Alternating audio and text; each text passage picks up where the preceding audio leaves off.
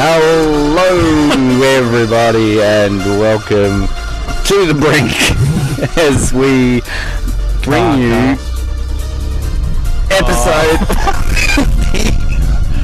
Ben! What is going on here? The handbrake is That is what's going on.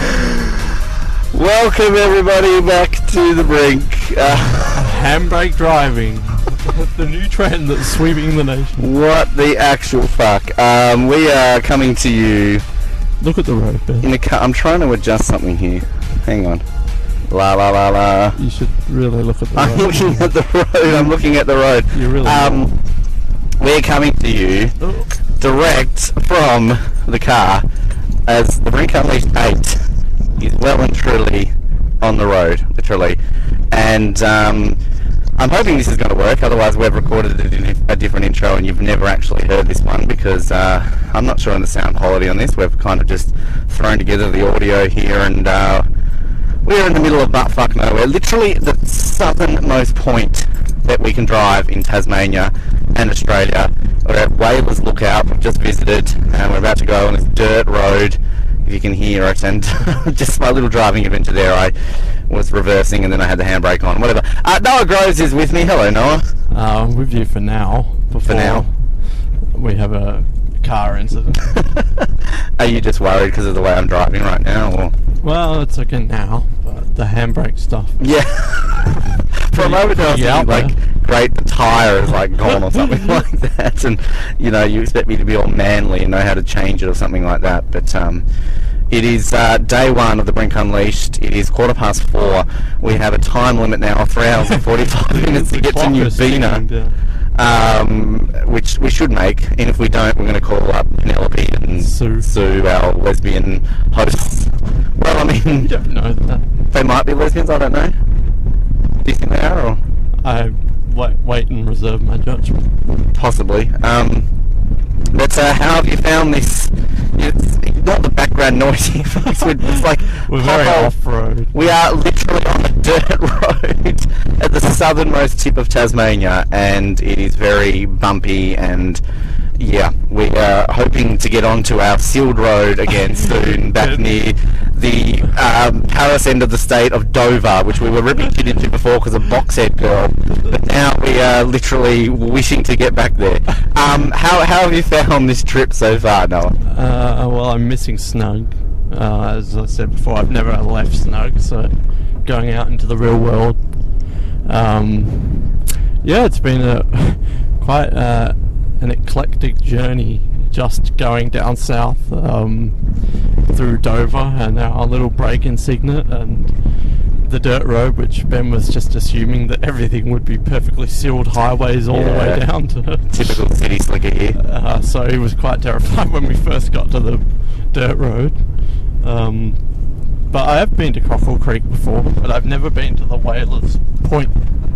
And it was really cool. The little statue of the whale, and I mean, you can walk further south in Tasmania, but in terms of driving, that's it.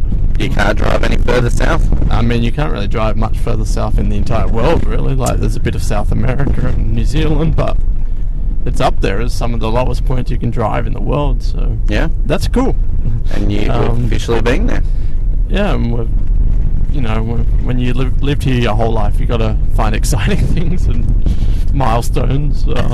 So we've reached the bottom of it. So now we have to drive to the top of Australia. So yeah, let's all Cape York Peninsula. We can make it by 8 o'clock. Sue's waiting for us, so let's hope we can make it there. Sue and Penelope or Jenny, or their names keep changing every single time. But you know, I've been down south quite a bit. I've driven like around Huonville, Geeveston, Southport, Judbury quite a bit, but like around once a year, twice a year. But you know, it's been a while, and I've been away from Tasmania. I've only just got back a month ago or 2 months ago, so it's fun to come down here. I think it's really beautiful, the beaches. Well, I mean, again, I just want to reiterate and apologise for the audio quality here if people can hear it, because again, this is all just on the fly. We haven't tested a lot, so if this first segment is very crackly or it's sounding terrible, again, you might not be hearing this at all. So this might be in the depths of invisibility, but I mean, the for both of us, this trip, I guess, is. I mean, we've called it homecoming purely because, well, it's our home, and you and I are both leaving. I mean, I'm off to Queensland February, March time, and you might not be going anywhere at this rate if we... The end. You today found out that you're going. Where are you going? I'm going to Korea. Korea? The south of... North? Like this trip, the south. Maybe the southernmost point in Korea, who knows? Which is where? No. Yeah, because I'm very knowledgeable in the country that I'm going to be moving to. Hopefully your employers aren't listening to this. But yeah, that's exciting. I literally read it in the car.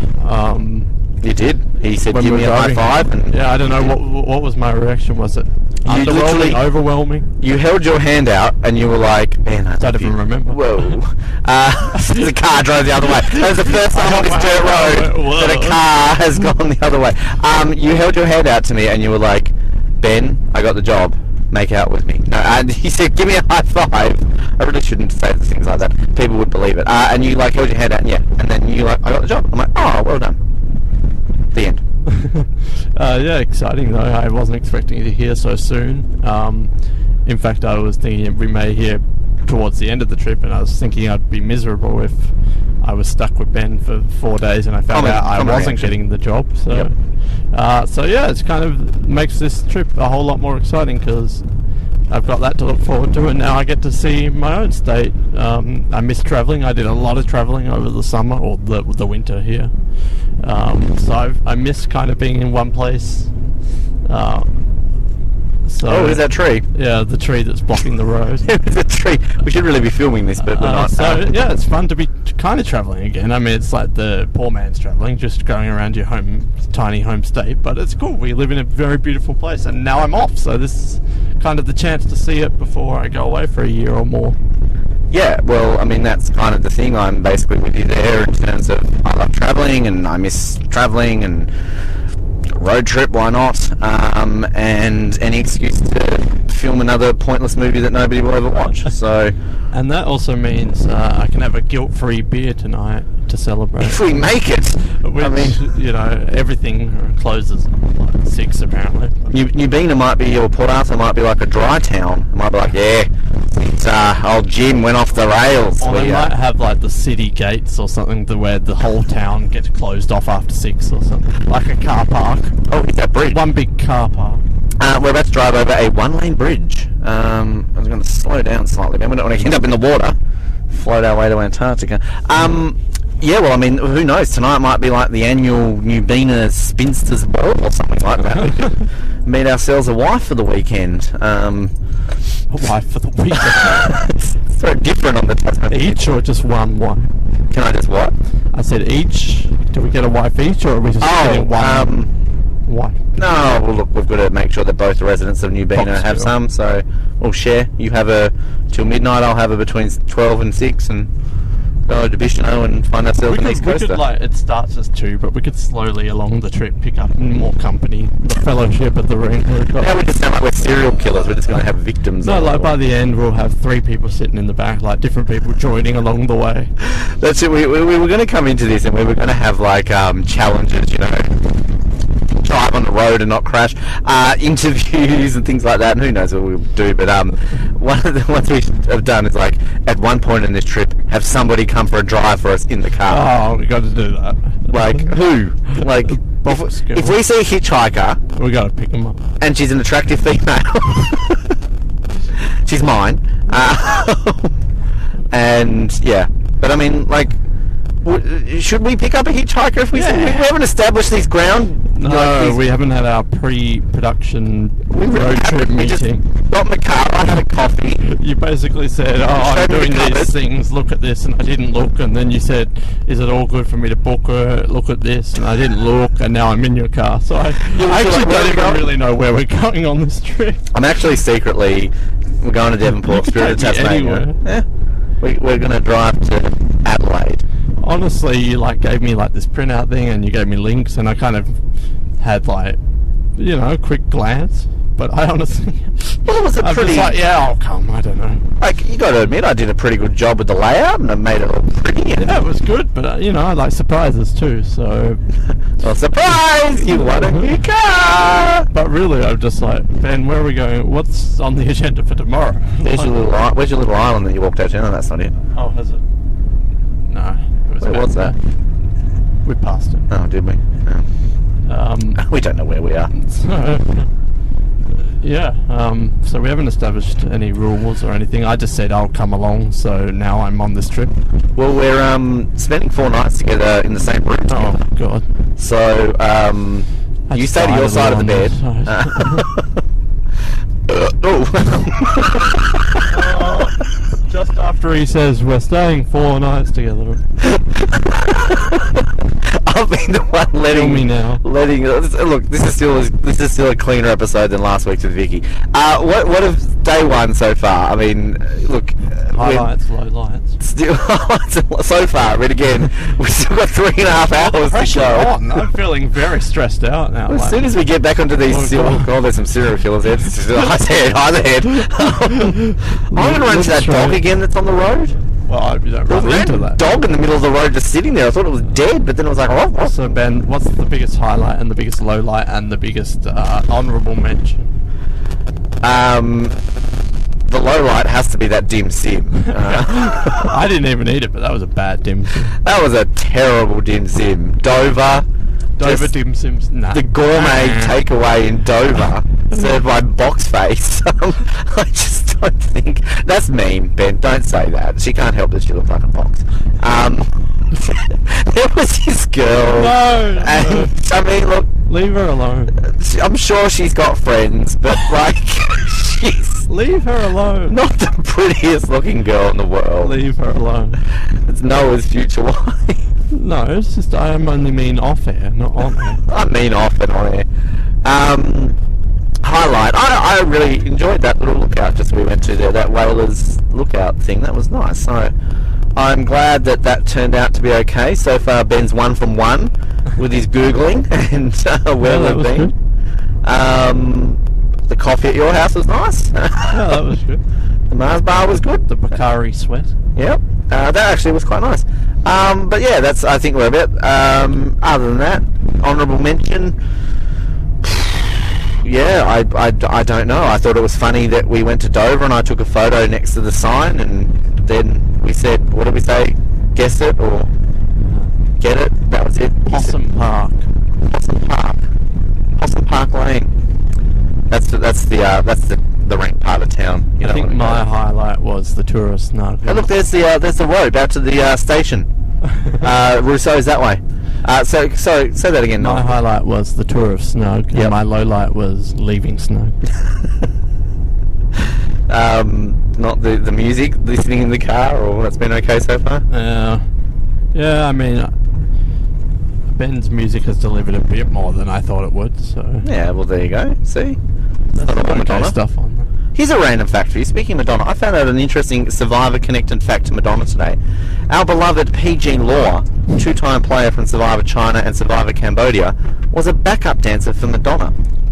She posted a photo She posted a photo of herself today on a flashback, like a throwback Thursday. It was a photo of her and Jackie Chan at the 1998 MTV Music Awards, where she was a backup dancer for Madonna because she apparently appears in the Ray of Light film clip. And I did a bit of Googling, and on a Reddit thread on Survivor, there is a photo of PG in, and this is really hard to see right now, in the Ray of Light film clip with Madonna. That's random. John Carroll also was in a Britney Spears film clip. I think you knew that one though, didn't you? Oh, I'm sure I did at one point. So this is the first kind of chapter of the car cast. yes. What are you looking Again, at? hopefully, if people can hear this, First yes. and last. If this goes air, yes. If not, then we've re-recorded it. So What are you looking forward to the most on this trip? on the whole trip, Yeah. oh, that's a good question, Noah Groves. I'm looking forward to going to these points of interest, like the south, the northeast, and northwest, just because I don't know, like, I've been to most main places, I guess, here in Tasmania, but I've, never been where we were today, and just some other places that kind of, it'd be interesting to say that you've kind of done all the corners. I'm looking forward to Stanley, if we can make it to Stanley for the day. Fraser Nay, White Glass Bay, I haven't been there in a long time, just to see that again. Cradle Mountain, I've only ever been to Cradle Mountain once, again, if we make it these places. And even weirdly like Queenstown, just because, I don't think I've ever been there. It's a weird place. It's literally a hole in the ground, and like their football field is made of gravel, so they're very tough on the West Coast. So that's not the one with all the murals, is it? No, that's Sheffield. Oh, I don't know if we're going to Sheffield or not. That's oh god, I'm like on the other side of the road here. This sun is like really bad. I'm just going to slow it down here for a little bit because the sun is glaring very bad right now. It's going even slower. But yeah, look, I'm just looking forward to seeing the state, going to some places I haven't been to in a long time, spending company with Noah, having a good palmy or two, and yeah, just getting out of the house and doing something for once. What would I be doing right now? I'd be laying on my bed watching Survivor probably, so... Yeah. What about you, Noel? What are you looking for? Well, again, I don't really know where I'm going, but yeah, for all I know, Ben's booked everything, and Ben's booked nothing, and he's just like, yeah, it was 100 and whatever. Give me $150. Yeah, I'm just dropping you back off a side. Okay, thanks, bye. And I never hear from him again. That's my plane ticket to Auckland. So I don't really know, but I've never been to One Glass Bay before, or not that I can remember.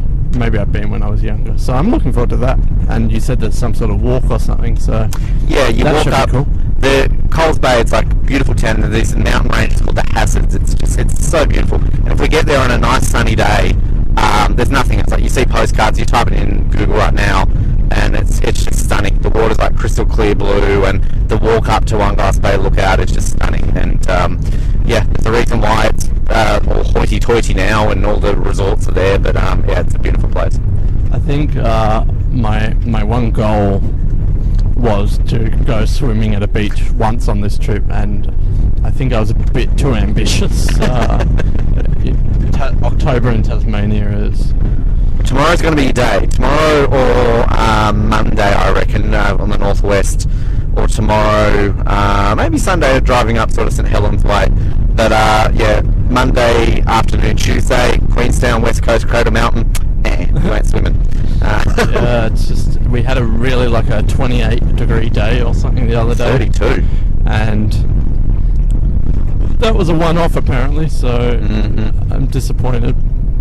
I have technically gone swimming already. You did. You put your feet in the water. My feet are still sandy, so... They are.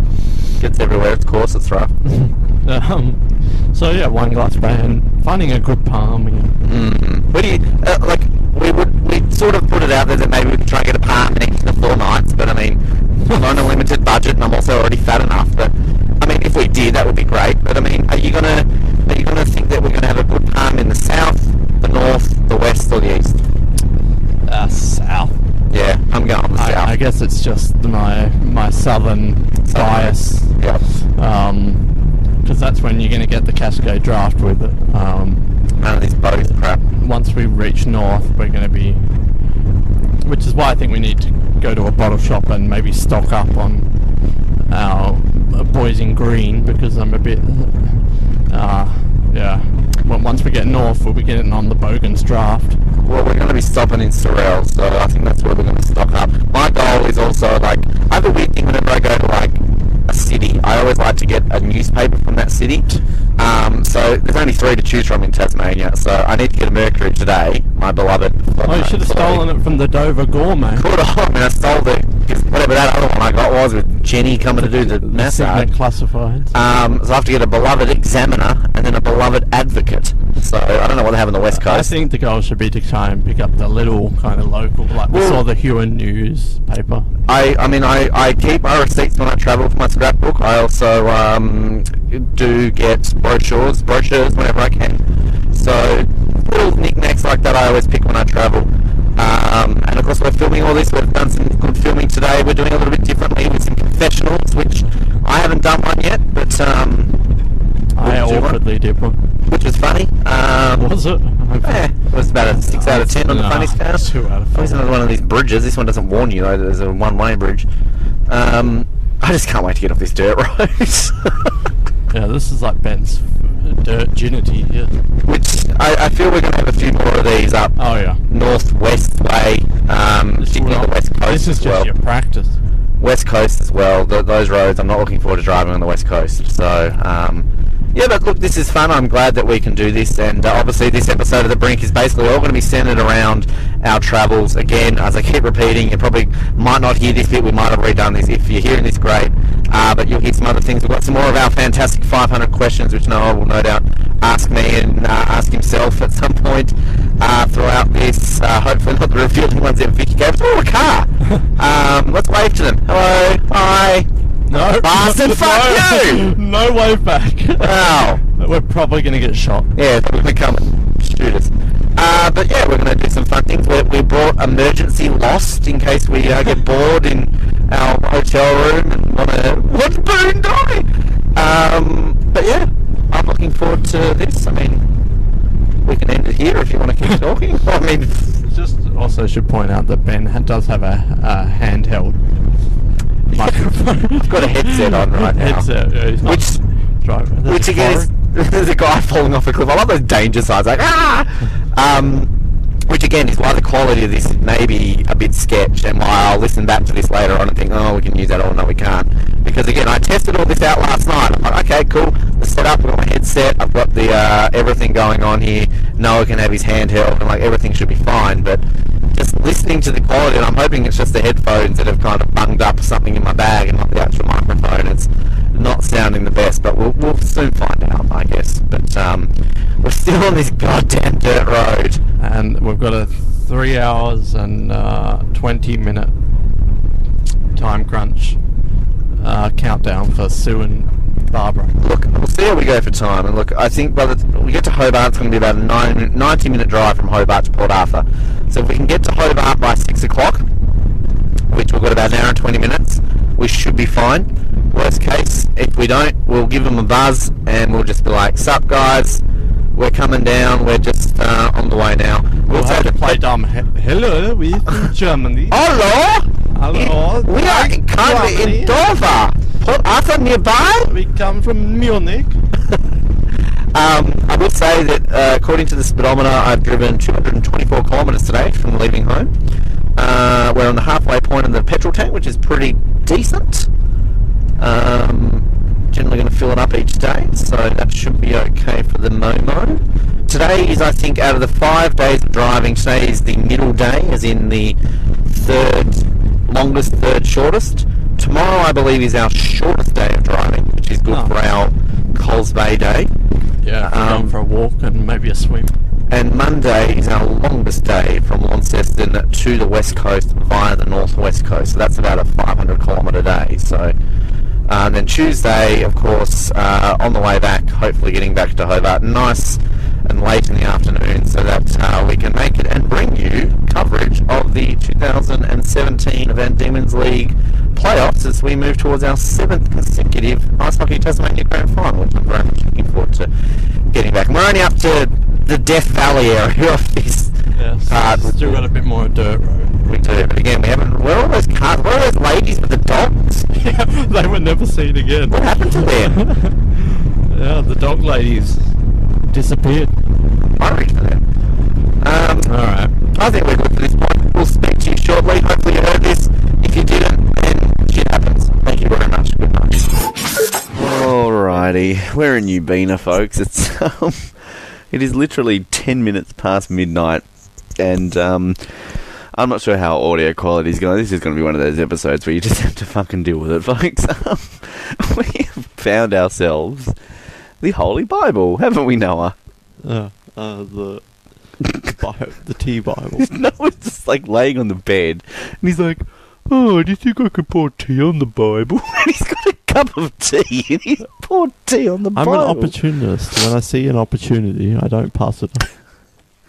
You can murder me. Actually, I'm not going to finish that sentence. Don't murder me in my sleep. So, we've got the Gideon's Bible. That's much better than the Barry Bible. Alright, so let's start off with page 1. We're just going to read the Bible. Can't we skip to the rock badger bit? Enjoy reading the Bible. God's Word. The Bible deals with every experience in life. Do you reckon? Every experience? I could probably name a few. I laid some examples of my life tonight. Do you think it's going to deal with those? I hope so. It gives advice and help, comfort and hope, instruction and warning. Ooh. Correction and direction. Oh, it's a rhyme. It's a rapping Bible. Correction and direction. Predictions and promises. Don't use suicide. If you need help understanding the Bible, okay, I do. If you have a personal problem concerning your relationship with God, Gideons are available to help. Ooh, we can send them a letter. 33 Colbeck Street, Mawson, ACT, 2607. Forgive me, Lord, for I have sinned. I poured tea on the holy book. TGIA@gideons.org.au. I dare you to send him an email right now saying, Dear Gideons, I poured tea on the Bible. I'm sorry, but I had this tea and I had this Right, I'm Bible. doing it. This is live on air. Hang on a second. Let's do this. Right. My name is Willie LeShawn. Alright, hang on a second. How do we spell this? TGIA. Thank God it's asshole at gideons.org.au.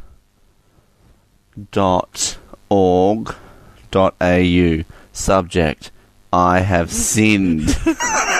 Subject, tea on the book.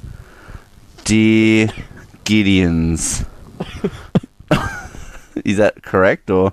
Yeah. Dear Mr. Gideon, Please help me. for I have sinned. I am in a hotel and I have spilt tea Well, not spilled. on the Bible. I wonder how quick they are at responding. Imagine if they respond like while we're on air. I fear. Oh, I dread. That's autocorrect. I dread. That's, I like that's God dread. telling us. I fear. I like dread. I have sinned the Lord. Please help me, as I am a good Christian and don't wish to be bad to God and shit. No, just put God. Sincerely, Willie LeShawn. Alright, we'll screenshot that. And we're going to press send. Sending. Alright, cool. Now that I've got that off my chest, alright, let's read next page. Are you alone? Yes. Depressed? Yes. Addicted? Yes. Stressed? Yes. Cheated? No. Cheated? Yes. Experience? Yes. Conflict or temptation? Oh, Noah's sitting next to me. He's pretty sexy. Considering suicide? Before. Curious. Needing hope, peace, joy, comfort, purpose, forgiveness, God. Read on! Alright, we're going to turn to one of these pages here now. Hopefully the rock badger one. Okay, so let's answer this question. Are you alone, depressed, addicted, stressed, cheated, experience conflict or temptation, or considering suicide? What were the options here? They were alone, I didn't know I had depressed, to pick one. addicted, stressed, cheated, experience conflict or temptation, or considering suicide. Alone. You are alone, so let's pay... Well, this is what it says. This is like a fortune teller. It's like choose your own adventure. Be strong and courageous. Do not fear or be in dread of them. okay. I'll do that. For it is the Thanks for the Lord, advice. your God, who goes with you. He will not leave you or forsake you. Deuteronomy 31:6, or I will never leave you nor forsake you. Hebrews 13:5. What do you prefer? Do you prefer Deuteronomy 31:6 or Hebrews 13:5? Hebrews 13:5. He's a good bloke, Hebrew. We're going to turn to page 1169. Oh, this is choose your own adventure. For being alone. Jesus, literally, it does go a long time. These are really thin pages. All right. No wonder they rip. I'm loving it. All right. Hopefully we're out to the rock badger bit. Okay, let's go here. Chapter 13, Noah. Let brotherly love continue. I thought gay was banned in the Bible. Do not neglect to show hospitality to strangers, for thereby some have entertained angels unawares. Ooh. Angel. Remember those who were in prison, as though in prison with them. We're in Port Arthur. I don't know anyone in prison. Well, we're in Port Arthur, so, you know. And those who are mistreated, since you also are in the body. What? What? Let marriage be held in honour among all. I don't want to get married. And let the marriage bed be undelified, for God will judge the sexually immoral and adulterous. Ooh. Well, I said I was alone, so... This is deep shit. Sorry. Oh, Jesus Christ. I mean, this is deep for shizzle. For shizzle. Look at that rapping in the Bible before.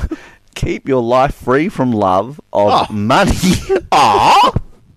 I don't have any money, so Book's very preachy, isn't it?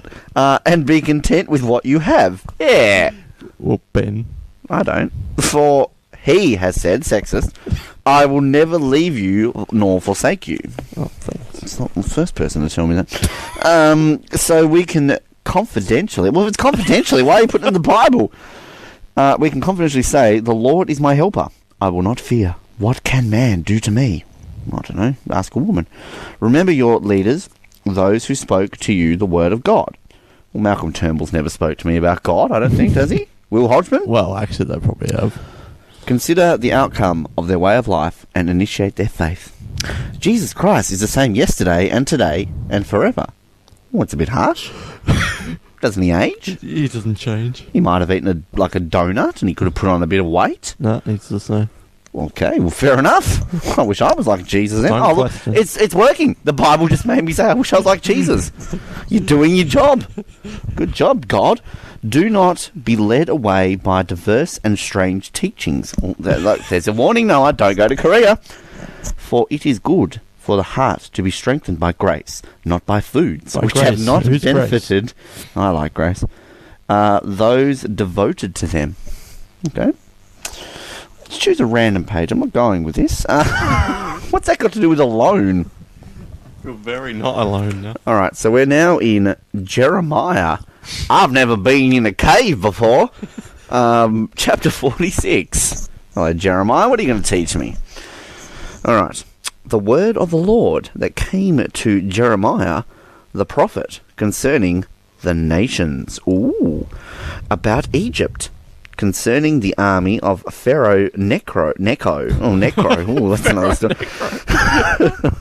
King of Egypt, which was by the river Euphrates.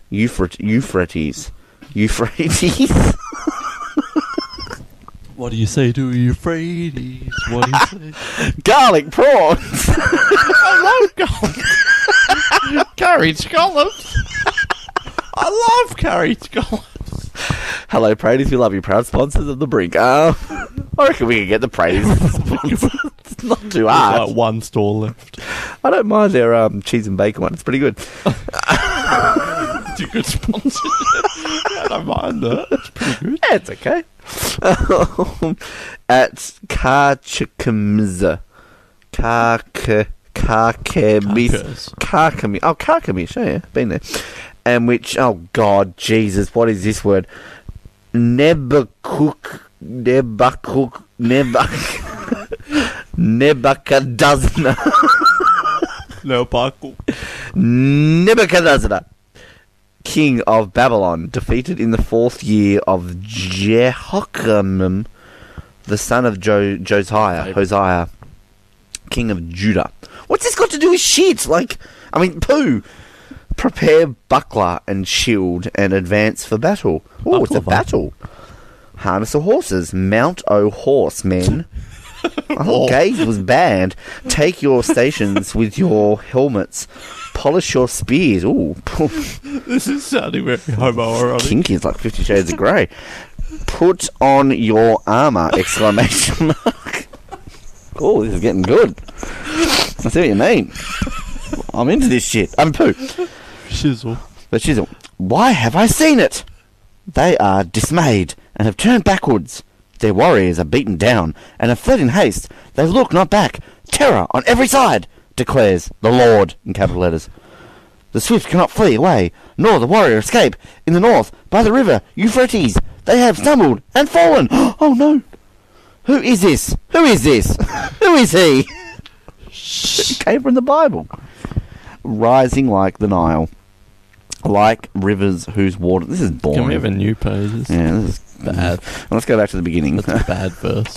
Shall we read the beginning, like the very beginning? In the beginning, God created the Bible. Oh, hang on a minute. There's more here. What now? Obey God.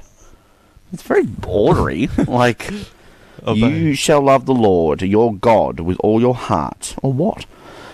And we spilled tea on it. And with all your soul and with all your might. And these words that I command you today shall be on your heart. You shall teach them diligently to your children, and shall talk of them when you sit in your house, and when you walk by the way, and when you lie down, and when you rise. All days of the hour. Really? Read. You shall love the Lord, your God, with all your heart, with all your soul, and with all your might. With these words that I command you today shall be... Isn't what I just read? It is. Well, they really want to hone in the idea. They really are. So, okay, I'm taking the sign here. Thank you, bless you, Jesus. Deuteronomy 196. Sounds pretty good to me. Deuteronomy 1. What's this suicide? Download the Brink, they say. Listen to an entertaining podcast, they say. Read the Bible. I wonder if there's a podcast. The Bible. Coming next week, Chapter 7, Jeremiah. There must be. And I'm subscribing. I'm addicted now. We should just start one. Yeah. Why not? This is the backdoor pilot. The Bible by Ben and Noah. Bibles with Ben. Could you imagine the Bible with Ben? Oh, no, I spilled tea on it on purpose. Alright.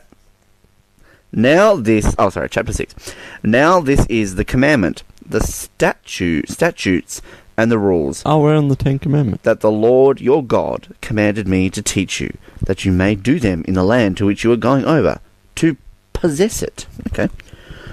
That you may fear the Lord your God. Why am I fearing him? I thought I was meant to love him. You and your son and your son's son, by keeping all his statutes and commandments, which is I command you all the days of your life, that your days may be long. Hear therefore, O Israel, and be careful to do them, that it may go with you, and that you may multiply greatly as the Lord... What? Just get something good. Isn't this about being alone? Oh, gosh. Or are we on suicide? Oh, God, that's where you ripped it out. Oh, it's coming out. Well, you did. He ripped the Bible. It was like that. Why did he rip... I didn't.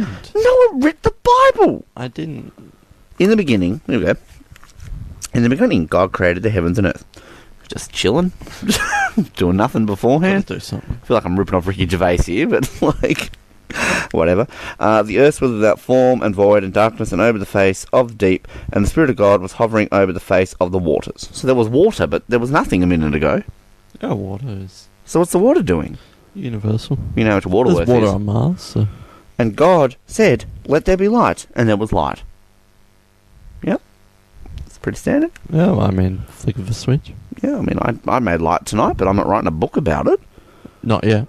Well, I could. With a laptop in front of me. Light by Ben Water. The light theory.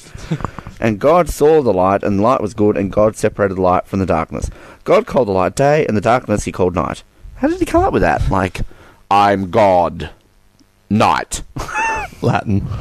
And It's there always Latin. was evening, and there was morning, the first day. Yep. Adam. God said, let there be an expanse in the midst of the waters, and let it separate the waters from their waters.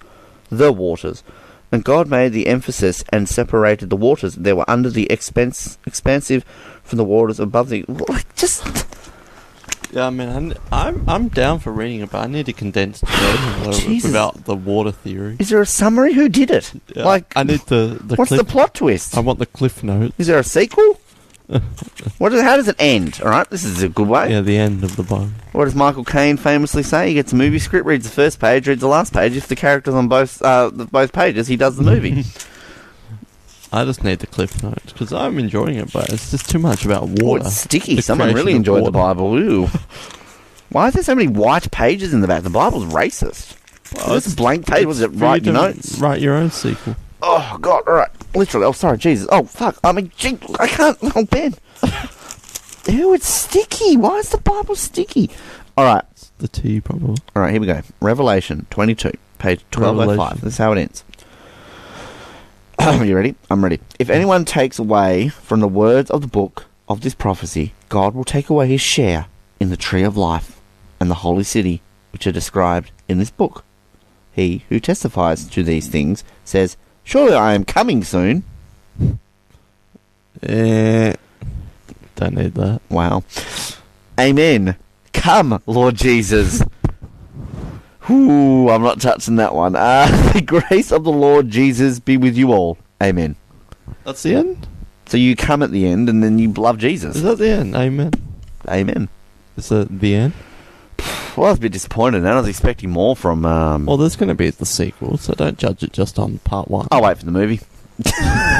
Well, I think didn't Mark Bennett make a movie? I think there's been a lot of movies on the Bible. There's going to be a sequel when he comes back, so don't judge it just off part one. I mean, look... Judge it off the whole trilogy. We're only on too part much walking. One, so. There's too much walking. I didn't like the director's Well, there's cut. going to be part 2, him coming back, and then part 3, the conclusion. So. And part 1.5, Rogue One. And the prequel. Attack of the Jesus. Jar Jar Binks. Yeah, don't judge it. I don't like Jesus. It's coarse and rough and gets everywhere. No, wait for the sequel, because when he comes back, it's going to be mad. Misa called Jesus Christ. Well, this is what you do on a Friday night. We didn't get to the rock badges. Oh, fuck that. Is there an appendix so we can look for rock badges, page 59? Contents. And index. the goats. Oh, the goats. And yeah, the thing goats. about having slave women. Oh, isn't that a dream for all? He's the one who spills tea on the Bible and then he ends his segment by looking at me with a disgust. It was look. an accident. Ben, you took it too far. I haven't been blasphemous. I can't have slave women, yet you can spill tea on the Bible. I haven't been blasphemous. I just poured tea on I picked up my cup of tea and it spilled a little bit. Oh, You're man. exaggerating. So, oh Lord. bless us the holy The Lord night. can see everything and he would see. If he could see everything, then Jesus, I'm screwed. Why do you give me the disgusted Noah look? Disgusting. It's the look on your face when you put down something. You're like, "Oh, Ben, you did that with the camera today." You're like, "Oh, there's my Korean friend. You should drop the phone down." It's the giving up on life. It's oh god, why am I with this guy for 4 nights? Yeah. All right, It's the when you wake up in the morning, the car will be gone. the keys are there. Go for your life. All right. I can walk back to. Oh, was it said it only took a day to walk from here to Coles Bay, or no? That was from Bicheno to Coles Bay. Well, it's a bit of a longer walk from here to Hobart. But Start now. I can make it in about 2 days. I'll get my dad to pick me up. All right, thanks, Noel. We'll talk to you in the morning. Shut up, Ben. Welcome back, everybody, to the Brink. Just in case you thought you were listening to High Noon or something like that, or Eurovision, what's it called? The qualifying lap. How crackly is it today? It's actually pretty good today. I don't know what happened yesterday. Maybe it was a dirt road. It just didn't it's improved. It's day 2, at least at the time of recording this. And currently, you can hear I'm putting my safety belt on, because safety first here on the Brink Unleashed. I'm adjusting my crotch area right now to make sure I'm comfortable on this long journey. And I'm about to turn the engine on. No. Noah's still here. Hello, Noah. Hi. How you doing? Yeah. Pretty good? Not bad. Not bad? What did we just do? We were at the Remarkable Cave. And what do you think of the Remarkable Cave? Did they live up to expectations of their name? I wouldn't say remarkable. I would say, good caves. They should be called the Good Cave. So do you think that, come to the Tasman Peninsula, you can see the good caves? Yeah, I think it should be called the Good Cave. Oh, no, Jan. Just a bit of an awkward moment there. We touched each other's hands. Whoa, I'm just mounting the curb. I would say the Remarkable View. I'm kind of The boxed view in here. was remarkable. Yeah, well, the view cave was good. The view was great. The bay was decent. Where am I going? We just How do I run get out of here? From one park to the next park. I'm in Sorel. Oh, whoa. Opposite. Here comes random truck bogan looking at me weirdly. She death stared me. She's like, what the fuck are you doing here in fucking Sorel? It's probably because you're wearing headphones in a McDonald's car park with a speaker looking like you're giving a tour. I don't know if I can go out this way. She's still looking at us. Well, hello, Jenny. Do you want my number or something? Oh shit, just drive over. Sorry, bro. There's Darren. There's Darren. How you going, Darren? Daz. And then we went back to Sorel. We missed the blow hole. We were supposed to go to the blow hole. We saw the tessellated pavement turn off. And we're like, no, we won't go to that. Turns out we went to nothing. Oh, this is going to take me forever if I turn right. Let's go left and we'll go around the roundabout. Yeah, so we were going to go to the blowhole and all that kind of stuff. It's going to let me out. You're a legend. People in Sorel are nice. I don't know where it was. There's Lockbox. Bye-bye, Lockbox. So we missed it. We were too busy talking. What were we even talking about? Oh, probably stuff unimportant to... Well, it's whatever we're talking about here in the Brink, because that's what we do. So I'm just going to go around this roundabout right now. We came back to Sorel crying because we missed the blow. I mean, I've already been there. Oh, I've been there many years ago. That was after we met Susie. Yeah. After we met Susie. Oh, yeah, we haven't talked about Susie. Yeah, so Susie from Susie and Karen. The esteemed Susie and Karen. Yeah, I mean, we originally liked Karen better, because we did get in contact with Susie. Karen? No. After Karen, we got in contact with Susie. She rang us, wondering where the hell are we? Yeah, well, we told Karen. So we initially liked Karen better, but now we like Susie better. And she told us a few porkies. She was very worried about Ben going on war. Yeah, well, I mean, look at me. I mean, I did struggle to go up the stairs at Remarkable Cave, so I think kind of we're going to struggle slightly going up Wineglass Bay, but I'll try my best. But she was lovely, and then we're in Sorel, and we went parked, we paid some petrol, and we went to McDonald's, where Ben got a, barbecue... 52 Ks to Orford. Yeah, it was like a... How would you rate it? Out of 10. Are you loving it? Look, it was good, but Bread it wasn't... looked good. Look, overall, it was about what I expected. I'd give it a 7. 7, that's pretty good. It was a good burger. And I ate Ritz and hummus. No, I was sitting in McDonald's. Opposite. Eating Ritz and hummus while I'm drinking me fizzy latte, my Des Cat latte Manly, my frappe. You're drinking your coffee. I've had my smoky barbecue. It's a good coffee fries. from McDonald's. Yeah. And so we went to Woolies. We got you got your hummus. I got a cheese and bacon shapes and a Mercury and a bottle of water. And now we're driving on the road. I'm doing 70 in the 60 zone. It's pretty safe. We're on the way. We always seem to spend more time in Sorel than anyone ever cares for in their life. Yeah, well, I mean, we've literally contributed to the Sorel economy more in the last 24 hours. Yeah, walk box. I think we probably spent more time in Sorel than we did in New Bena. It was a very short stay in New Bena. Yeah, it was kind of like, what's the point of going to New Bena?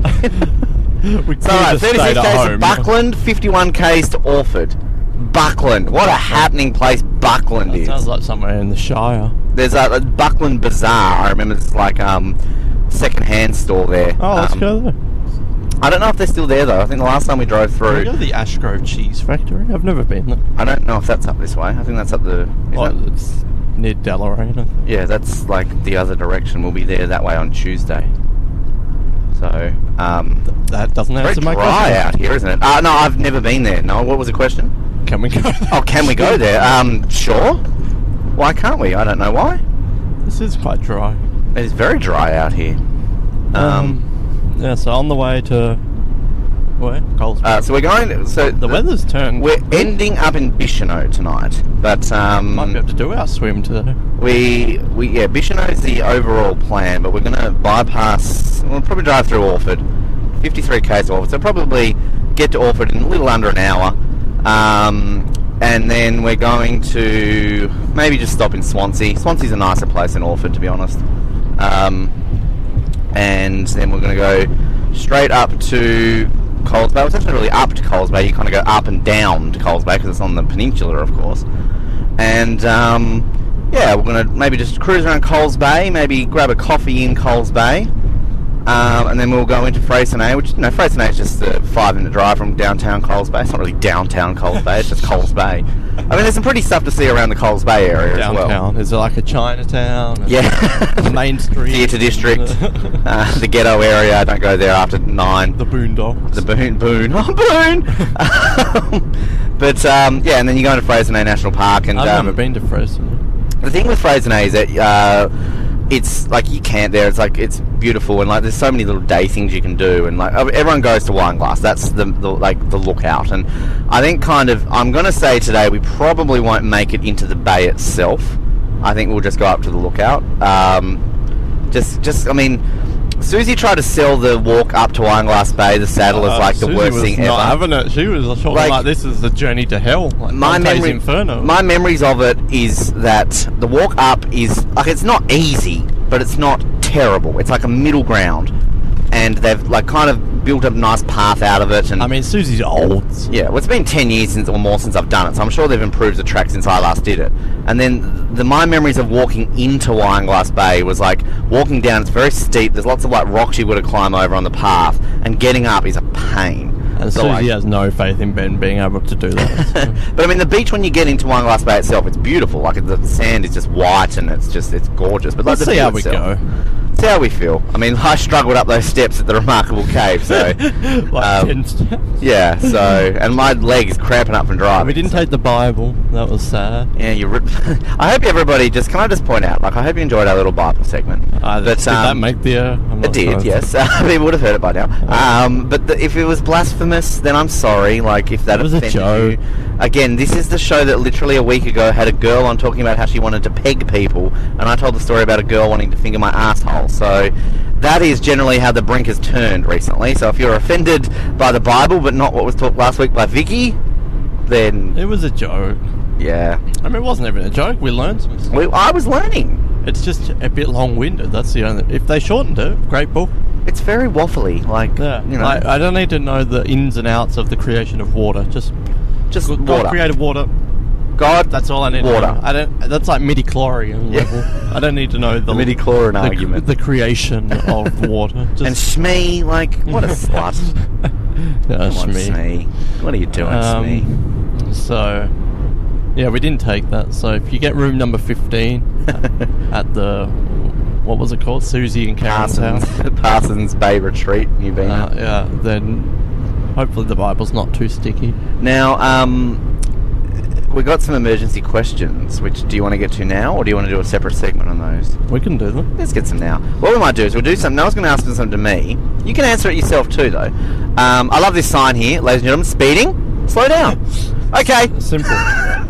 It's like somebody put money and effort into that sign. They've sat around a task force. All right, guys, we have to put some signs up around the state. We've got too many people speeding. John, what are some ideas you got?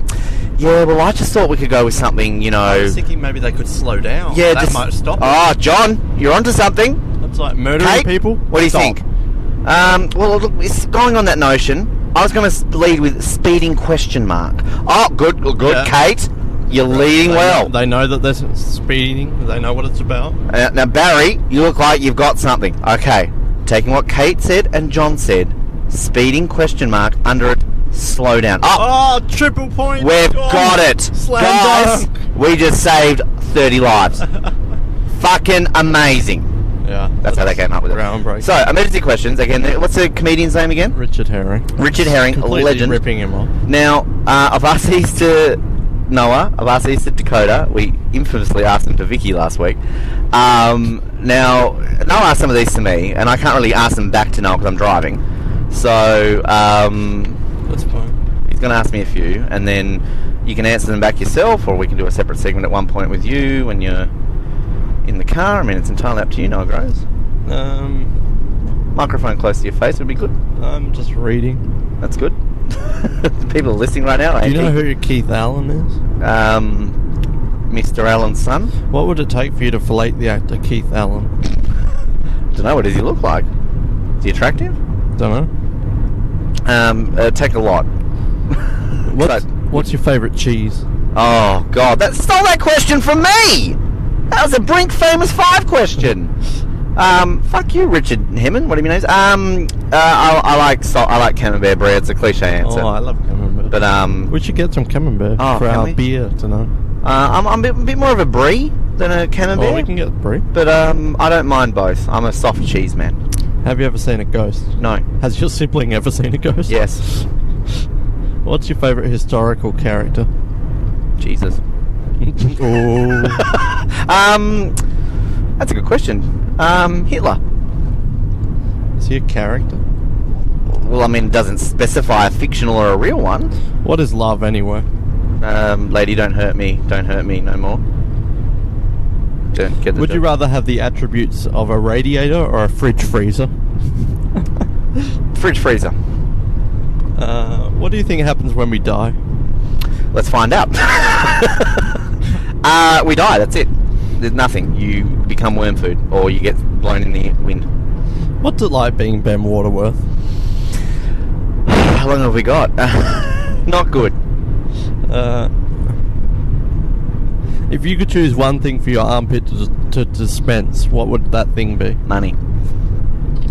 Have you put anything? Have you ever put anything up your urethra?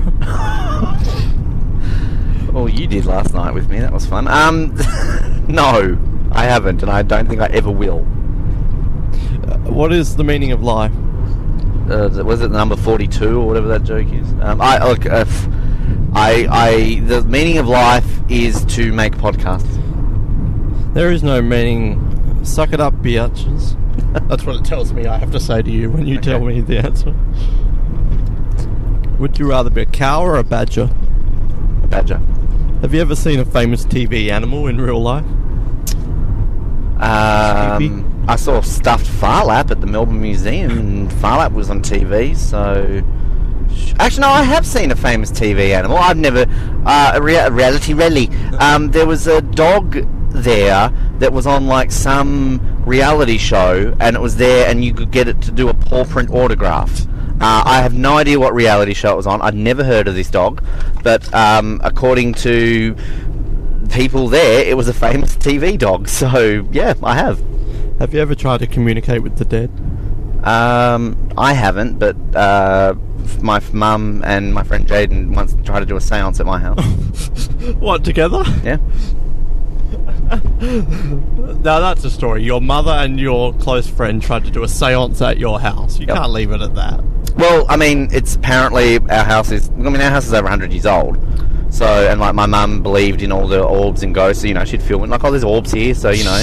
So, yeah, him and Claire's on the camera. Jaden used to come over to my house basically and spend time with my mum and not me. So, doing seances. yeah, so they did it. I didn't watch it or anything, so I don't know what happened. So You didn't even, your mum and your best friend were having a seance and you didn't watch it. well, I mean, I don't. That's like gold. But I don't believe in that sort of stuff. I spoke. Yeah, that's why you watch it, to I mean, I've interviewed. laugh at them. I've interviewed John Edward twice. He speaks to the dead. So I can't mean, believe you didn't watch that. well, I mean, there's lots of things. No, I could tell you that you probably think I don't believe you didn't stay and watch those two have sex. But like at the end of the day, like I have eyes and I don't want things burned in my head forever. Not that Jaden and my mum were having sex, but like I just had to pause there. I'm like, what? just wanted to clear that up if anybody was, you know, wow, your mum very much liked your gay friend. Yes, a seance. That's what we're doing. They call sex in Claremont. If you had to marry a Muppet, if you had to, which Muppet would you marry? Miss Piggy, you asked me that one before. Richard says Janice from the band. I like Janice. Animal. Have you ever had a near-death experience? This trip, on that car yesterday. Yeah, bus trip, Malaysia, Brink Unleashed 3 that was on. The first time I ever went to the Grand Prix, we were kind of running a little bit late and you had to catch the train out to the airport and then the shuttle bus took you to the circuit. And, you know, this is say like 3:30, the race started at 4. And in Kuala Lumpur, nobody goes to the Grand Prix except on the Sunday. It's like empty on Saturday and Friday, but Sunday, everybody goes. And you've been to Malaysia, I'm sure you saw some of the traffic there. And, yeah, this bus guy was like, oh, don't do it, I'll get you there on time. This guy was like fucking Michael Schumacher in a bus. And like just, he literally, like, you were on a 5-lane highway with 10 cars side by side, because Malaysian drivers are crazy. He was like two-wheeling up on ledges over bridges, and we're like two-wheeling over a thing, and we're going off-road on the highway. Sam and I were we were shitting ourselves. I thought like that was the closest I've ever felt to death. Like, no word of a lie. So yeah, that. Oh, and one time when I worked at Sanity, this metal like rack was on this shelf above the counter, and it fell down. I was standing there, I moved, and it fell down and smacked on the ground, and everyone was like, Ben, if that had hit you in the head, that probably would have killed you. I'm like, yeah, probably would have. Are you a ghost? Yes. If you got on Dragon's Den, what product would you pitch? What's Dragon's Den? Is that like Shark Tank? Shark Tank. Oh, that's a good one. I mean, all the good ideas are taken, aren't they? I've always thought of like, it probably exists, but like, you know when people like go running and they have their iPod, like runners, like they're exercising. What about people who swim and do laps? Like waterproof iPod like casing for the swimmers in the pool. Okay. What's your most mundane encounter with a celebrity? Oh, that's a good one. Oh, that's a very good one. I mean, if you classify survivors as celebrities, some of them were pretty bland when you met them. Some of the Formula 1 drivers I've met are very bland and are very just like they're not what you expect. Athletes are a bit like that. Yeah, gee, that's a very good question. I'd have to really think about that one, but I mean, if we're talking met in person or like interviewed on the phone or something like that, like different experiences. But yeah, I mean, some of the Formula 1 drivers I've met, as I said, are just very bland. They're not what you expect they would be. So I'll go with that. And some of the survivors. How sensitive are your nipples? Do you want to like lick them and find out? I don't really know. No one's ever really done anything to my nipple. I got a nipple cripple once and I cried. So Rich says, take a chance. If you're on a date, make that the first question you ask. Don't even say hello. What? How sensitive are your nipples? You said take a chance. It's a fair point, actually. What really killed the dinosaurs? AIDS. King Herod never killed any children. Discuss. Please quote sources. According to redeemed scholar Susie Karen, he didn't kill any children. The end. Are you ever mistaken for a celebrity? Which one? The only one I've ever been told I look like is Carl Sandilands. And there was a guy, I think I've said this story before, I was at a party once and this guy was like, oh, you look like Todd Lassance from Home and Away. And I'm like, oh, thanks, I look nothing like Todd Lassance from Home and Away. But I was happy with that. Do you have any good ideas for terrorist atrocities? Oh, so many.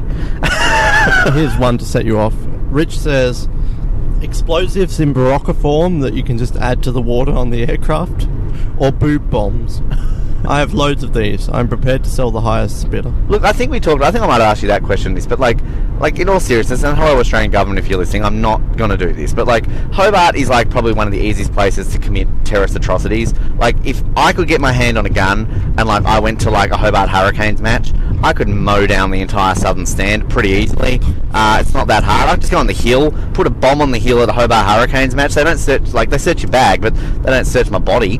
So like I could be a suicide bomber, Al Akbar, boom, you know, wipe out 1,000 people on the hill at the Blundstone Arena in Hobart, bang, terrorist attack. What would be your desert island digs? That is, what 8 Richards would you take with you to a desert island? 8 Richards? You get Richard Herring as your Shakespeare Richard. Okay, so I've got 7 more. 7 Richard Hatch, because he won Survivor and, you know. Do I know any other Richards? I worked with a Richard at the Mercury. He was a photographer. There's 2. I don't know if I take him though. I mean, he's a nice guy, but I don't think he and I would probably get along. Oh, alright. But, I mean, you might need to balance out the Richards, so it might be good to have a bit of balance. Can I go with Matthew Richardson? No. Okay. Richard Ayoade. Who's that? The guy from the IT Crowd. I've never watched the IT Crowd. Richard from Lost? Well, does it say? Fictional character? Okay. I don't know any other Richards. Richard the Second, he suggested. Richard's like a common name. Richard the Second? Do you want to take him? I don't know who he is, but you know, like the old kings. Well, I don't like look at history. I'm dumb. Richard, there must be some musicians. Richard Dreyfuss. Oh yeah. He was on Jaws. Richie Rich. Richie Rich. It's a fictional character. He would bring the money. Well, he could get a helicopter off, couldn't he?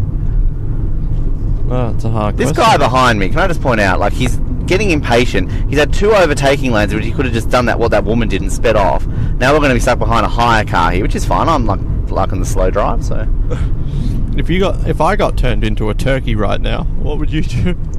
film Turkey it. sitting on the car. Film it and call like current affair and be like, I've got a human that just turned into a turkey.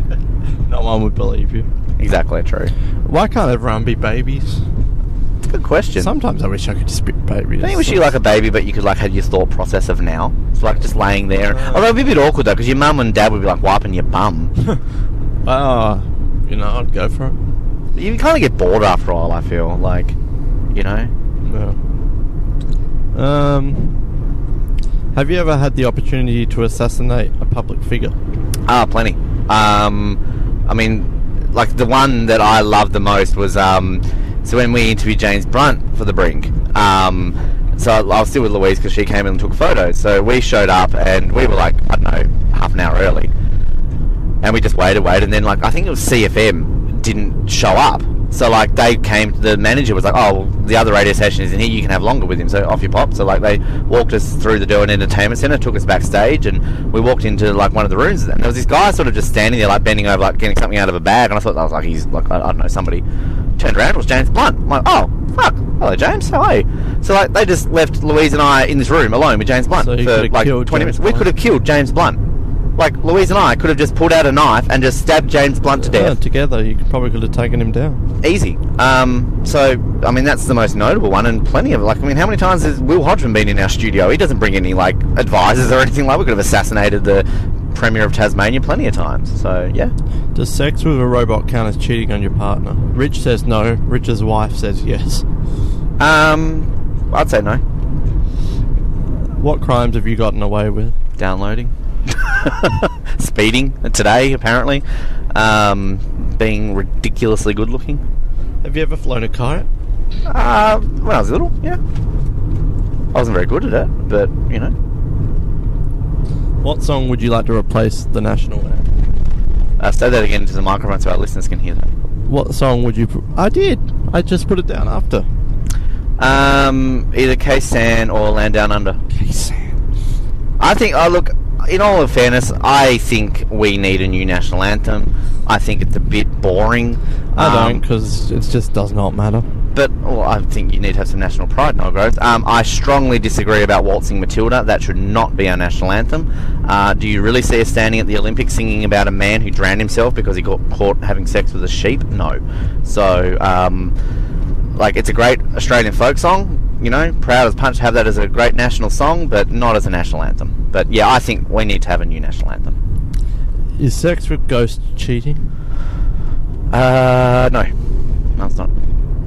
Can you name another animal which is cancer resistant? There is more than one. The naked mole rat. That's a good question. Madonna. She never dies. Sport is intrinsically stupid. Discuss. Well, it's not, so that's a stupid question. Well, I mean, I don't mind sport, but I guess the idea of it. Oh, look, sometimes I think about that sometimes. Like you're watching football and you're like, we're paying money to watch men run around a field, kick a ball. Yeah. Like, in theory, it's a bit dumb. I'm not saying sport is dumb, but maybe it is intrinsically stupid. But at the same time, like, we like to watch games, and like, what would we rather watch? Two people play Monopoly in an MCG filled with 100,000 people? Like, it's entertaining, and we need entertainment. Why do we watch people sing songs? Like, if you think about that, it's a person standing in front of a microphone singing something that they wrote. It's all about them. Like, really? Why are people listening to this podcast? Well, they're not. Exactly. What's the best museum you've ever been to? That's a good question. The Shed, John G. Shed Museum in Chicago was pretty decent. I went to the Natural History Museum in New York. It was okay. I don't like museum. Mona. Mona's pretty decent. Really not a museum fan. Yeah, I'd probably say the Chicago, the John G. Shed. No, that was John G. Shed Aquarium, sorry. Field Museum, that's the one in Chicago. I'll go with that. I travelled around Europe for a year, and I don't think You were like in the museum capital of the world, Europe. I think I went to one museum. I like museums. I don't mind. I just get so instantly bored. It depends on the museum. You know, when you're at like the Latvian Soviet History 1982 to 1986 museum. I went to the Anchorage Museum, and they had a really cool exhibition on like the ties between Alaska and Russia, which I found very fascinating. So that was cool. If you could murder one person and have an 87% chance of getting away with it, who would you kill? Noah Grove. The odds are decent. Yeah, I know the answer to that, but I'm not going to answer it. I'm not going to say his name on air. Is it a celebrity or a real person? No, it's a real person. Well, celebrities are real people. Well, no. No, I mean, even if I said his name, no one would know who I'm talking about, except for one person, and she would never listen. Steve. It begins with an S. Sam. It's got an ST in the name. It begins with. And a D on the end. No, N on the end. Oh, you didn't get it. Stephen. No. Stan. No. Oh. There's no more. Yes, there is.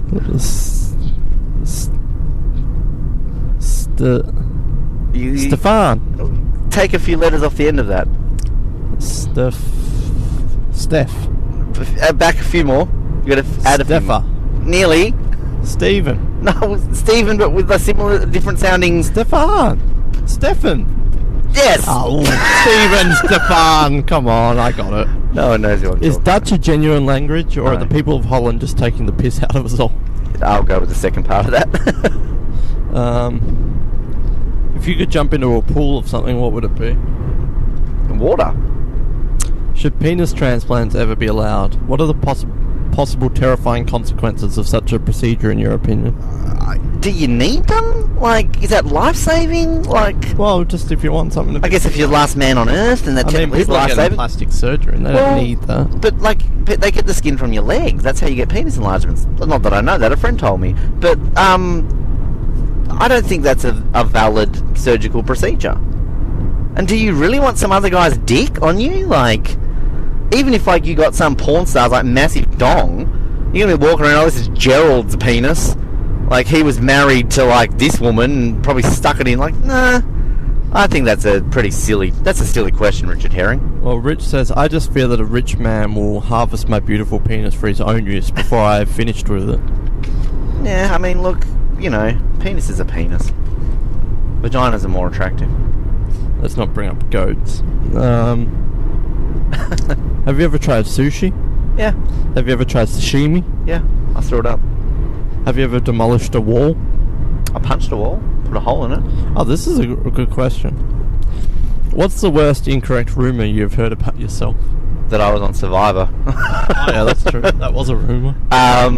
That's probably it. I mean, other sort of personal ones that no one would know anything about, but like, yeah, easily that, you know, that it was alleged that I was on the third season of Australian Survivor. Everyone thought I was. Even fucking people on the show thought they were looking out for me on day one. So, no, that was probably it. I'm trying to think what worst rumour I've heard about myself is, but I'm too bland to have rumours. I mean, everyone thought I was gay, but I mean, like, I'm not offended if people think I'm gay, because I don't think that's an offensive thing to be gay. So why would I find that offensive or bad? Sometimes I wish I was gay. What do you consider your median achievement? Median?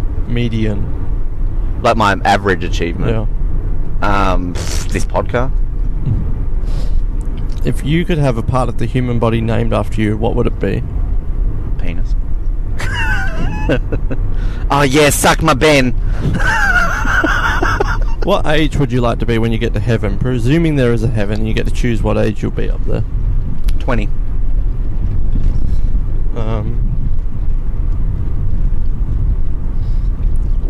Would you rather have a tongue that could taste impending danger or get a free iPhone? I've got an iPhone, so a tongue that tastes impending danger.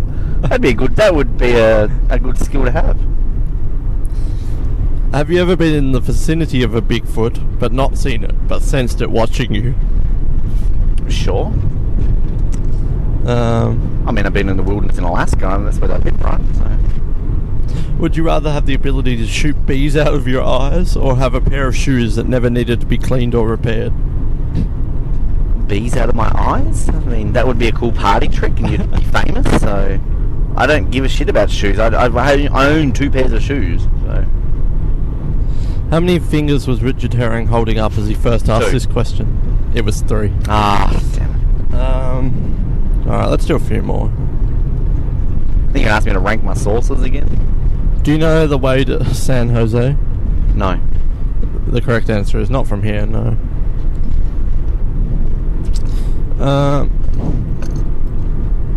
Oh, here we go. I once burped during the minute's silence at the Ascension Day service. What was the most audacious thing you did whilst at school?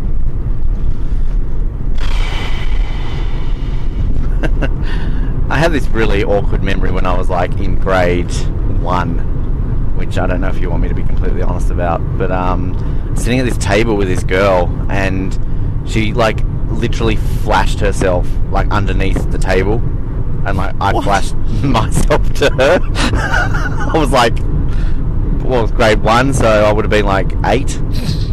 I don't know why I remember that. It's a weird thing to admit. Hey, you're young, you play doctor. What conspiracy theory do you think might actually be true? Come on, one of them must be true, and the others were just made up to make that one look just as crazy. I don't believe in it. I 100% don't believe in it, but I watched a documentary once on 9/11 conspiracies, which was like, wow. But I don't believe in it. John F. Kennedy. I think there's got to be more to that, surely. Trump getting elected. I think there's a bit of a, something involved there. Have things turned out like you expected them to? No. Would you prefer to be a lion for a day or a lamb for a lifetime? Lion for a day. You want to be a lamb? What a boring life. Would you be willing to eat a bowl of crickets for $40,000? Yeah. I would, definitely, because... 40,000, that would, yeah, for sure. Because I want to try crickets anyway. I mean, I can think of worse things to eat.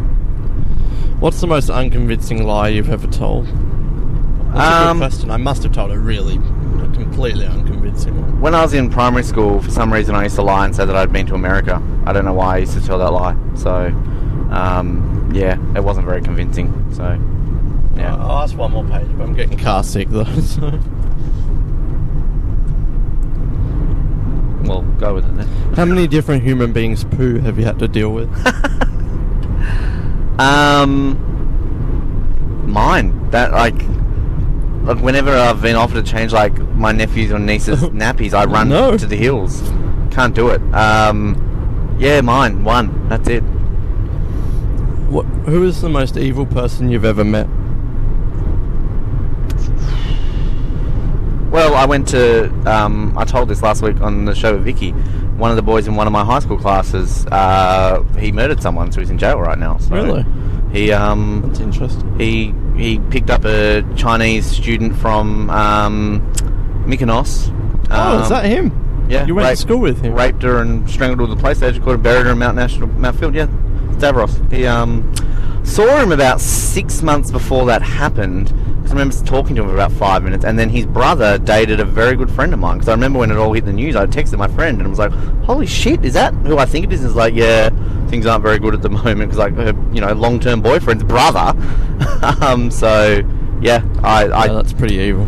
Knew him, so that is evil. Mark Scoopin. Have you met him? On the phone. Can you describe the most unusual penis you've ever seen? Mine? Rich says there's no such thing as a usual penis. I think like you answered that question. You said you Googled I think like you. Yeah, yours. I saw like in a porn once. I think it was fake though. It was like a 2-headed penis. Oh. When did you feel the most ambivalent? What's ambivalent mean? Are you being serious? Well, I asked the question. I'm dumb, so I know the word, but just refresh my memory. Not one way or the other way. Oh, like bisexual? No, like unsure. Right now about that question. Right now is when you're most ambivalent.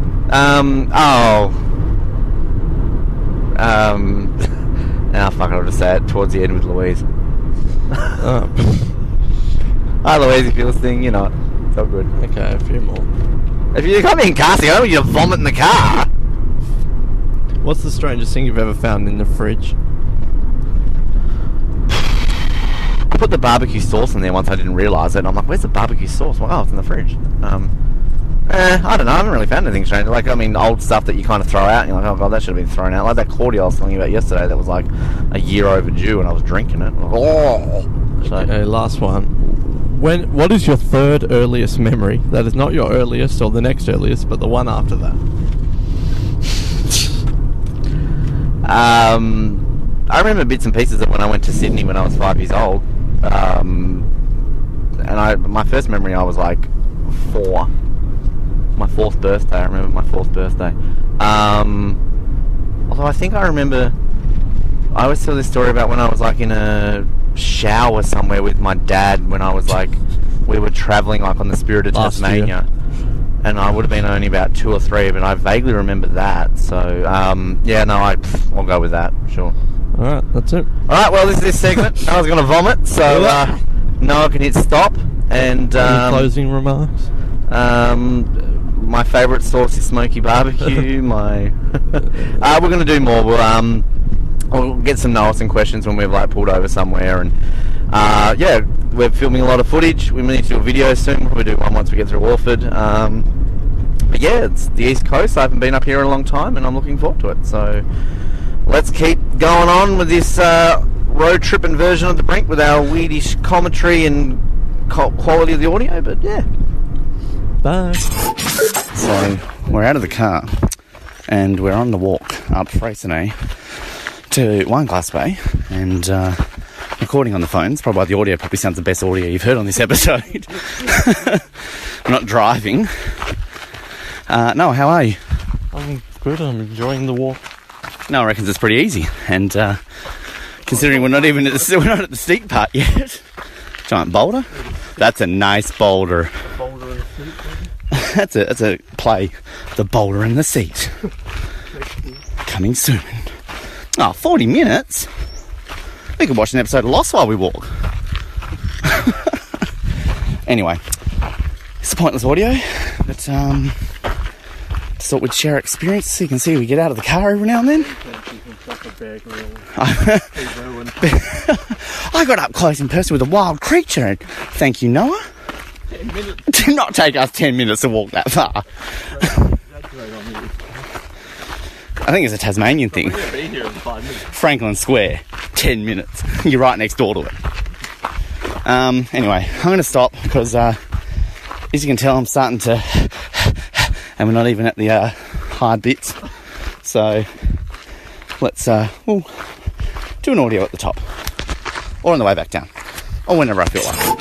Just taking a brief trip from some behind-the-scenes moments of the Brink Unleashed 8 and some fun times on the road to bring you some 2 little clips from some fun recordings during the week, still involving Noah and myself, funnily enough, from 2 of our lost recordings. These are kind of almost a preview of a preview of a preview. These actually are coming from episodes that won't be aired for a couple of months, so you're getting a bit of a teaser here on the Brink before these even get released. We have a lot of fun, as you're obviously hearing on the road, but during one of the episodes, we somehow got talking to the subject about Noah potentially having a daughter in the future, and who would he let knock on the door and perhaps try and swoon his daughter, or perhaps not let swoon his daughter. If you and I one day have children separately with other partners, you with, I don't know, Emily DeRavin, yeah,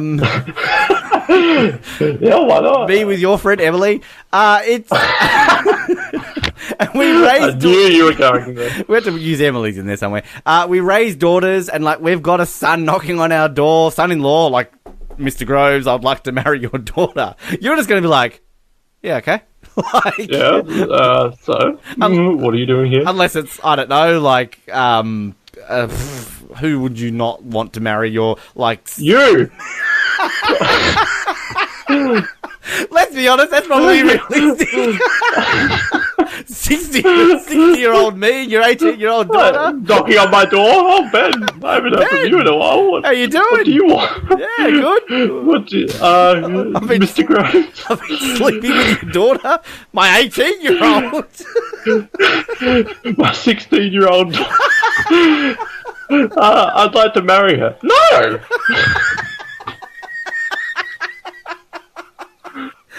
Not at all. Leave!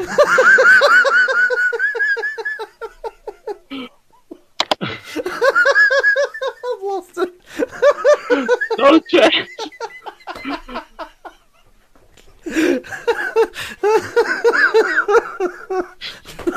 God, how do I get the feeling that this is going to be a self-fulfilling prophecy? You know? This is when you say, "Oh God, I really should have set him up with Emily." Oh, this is. I don't want to see this flash forward. You can't stop laughing. My stomach is so sore. I don't know where I was going Stay away with from that. I don't know where I was going with that. The point is... Leave me and my daughter alone. The point is that... What is the point, I Ben? don't know. Jin and Son Dad. He's in love, alright? Cool. Stay away from my daughter. Oh, my God. There's my exercise for the day. So kind of hurts my feelings a little bit there, but also we have a bit of an obsession, if you want to call it that, with the character in the first season of Lost called Boone, and we got a little bit sidetracked with this as well. Coming soon, the age-old debate. What wins, Hearts and Minds or the Phantom Menace? Guest starring Ian Somerhalder as the moderator. Defending Hearts and Minds is Ian Somerhalder. Defending the Phantom Menace, nobody. Colin. Jar Jar Binks. Misa think it's better than Hearts and Minds. Ian Somerhalder versus Jar Jar Binks in the ultimate debate. Who is the most pointless character that everybody wishes didn't exist? Boone or Jar Jar Binks? Boone. I don't like sand. No, actually, hang on. Let's redo that scene. Boone. I like sand. No, you don't, Boone. I like sand. I think it's soft. Hold me like you did on Naboo. I held you better. I held you better on Naboo. You were the chosen one. No, I was. Shut up, Boone. I think the Jedi Council is evil. No, I have the higher ground. Boone in Star Wars. You killed younglings. No, I did. I killed them better. They were younger younglings. They were younger younglings. I killed toddlers. Luke, I am your father. I am too. I hate them. I killed them all. I brought them back to life with a pen. I've had a pen. Please help. Could you tell Luke? Is that who you can tell? No, but I can tell Boone. That's not Boone on Star Wars. Oh my God, can we just do this all the time? Boone quotes classic movie moments. Oh. We could probably get Ian someone just to do that for him. He's not doing anything else. Oh my God. Anyway, if you're a fan of Lost, keep your eyes out on the Oz Network. We're obviously covering the show now, going back in time and watching it. So make sure you stick to that. Go to the Oz Network on Facebook. Go to theoznetwork.net. You can find out more and subscribe to all our other shows that we've got going on there as well. Well, we didn't record yesterday. Because we had fun yesterday. We had a decent day yesterday. Today, we are having a weird day. It's day 4 now. It's the Monday. So we didn't record on day 3. And we've got a bit to fill in. We're currently, at the moment, entering Burnie after spending pretty much all of today in the northwest corner of the state and pretty much doing nothing. We went to Smithton. We went to Stanley. Here we go. Signed to Queenstown. Okay, so it is currently 5:10 on the Monday, and we are about to turn right to go down to the west coast of the state This is what I've been dreading the most, this drive down to the west. So it's going to still be another 2 hours and 13 minutes. Yay. Oh, nearly missed the turn. That would have been fun. Officially onto the West Coast Road now. If we get past Burnie Peak Hour. Heading to Yola. And yeah, this is Yola. This is where I'd like actually Noah to film an establishing shot of me turning. So I'm going to help him out here. I can't multitask. Yes, you can. Oh, your hands are all wet. What have you been doing? Alright, we ready for this? We're ready for this? We are turning right to Queenstown. Here we go. And let's look at the sign here, Noah. 100. It's only 189 cases drawn. Still go there. 100. No, we're going to miss out on dinner. 172 Ks, folks, at 10 past 5 on the Monday. How you feeling, Noah Groves? Yeah, a little pooped. The nut is nice. I liked Beaconsfield. Beaconsfield was quaint. Yeah, we've done quite a lot since we last talked on here. We were heading up the east coast from Sorel when we last. So, well, let's fill in. A whole lifetime has Let's gone go by. on Saturday. We went through. Pick up exactly where we left. I feel sick remembering to read these questions to you. So, Spiky Bridge was nice. Spiky Bridge. Went through Swansea, didn't really do much in there. Hightailed it to Coles Bay. We got a coffee, an overpriced $5 iced latte. What else did we do there?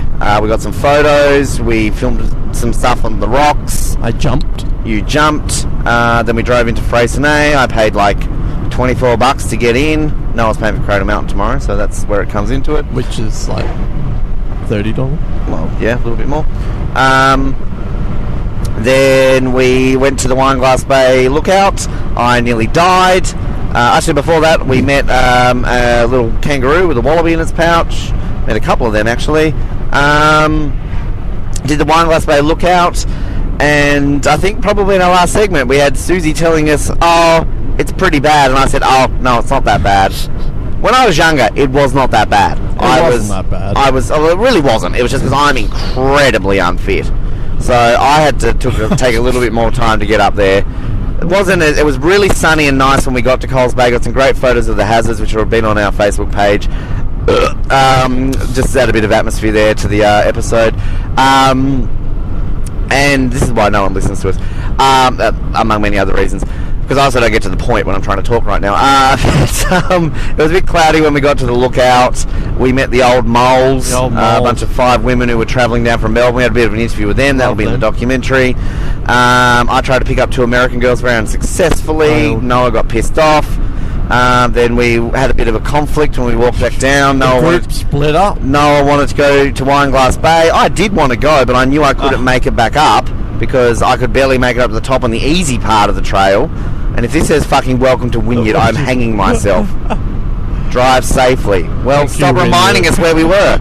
Yeah. And then, yeah, so the team split up. Tell us about your experience in the bay itself. Well, you don't want to know. Why not? Bad. I'm getting post-traumatic stress flashbacks here. Why? No, it was good.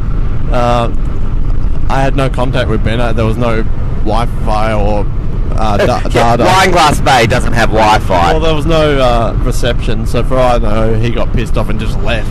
Well, I waited for him for about 10 minutes, thinking so we kind of separated, and he's like, come on, Ben. And then I was just like, no. So I kind of walked around the corner, stood at this rock, thinking that he was just going to, try and be funny and stand there for 10 minutes.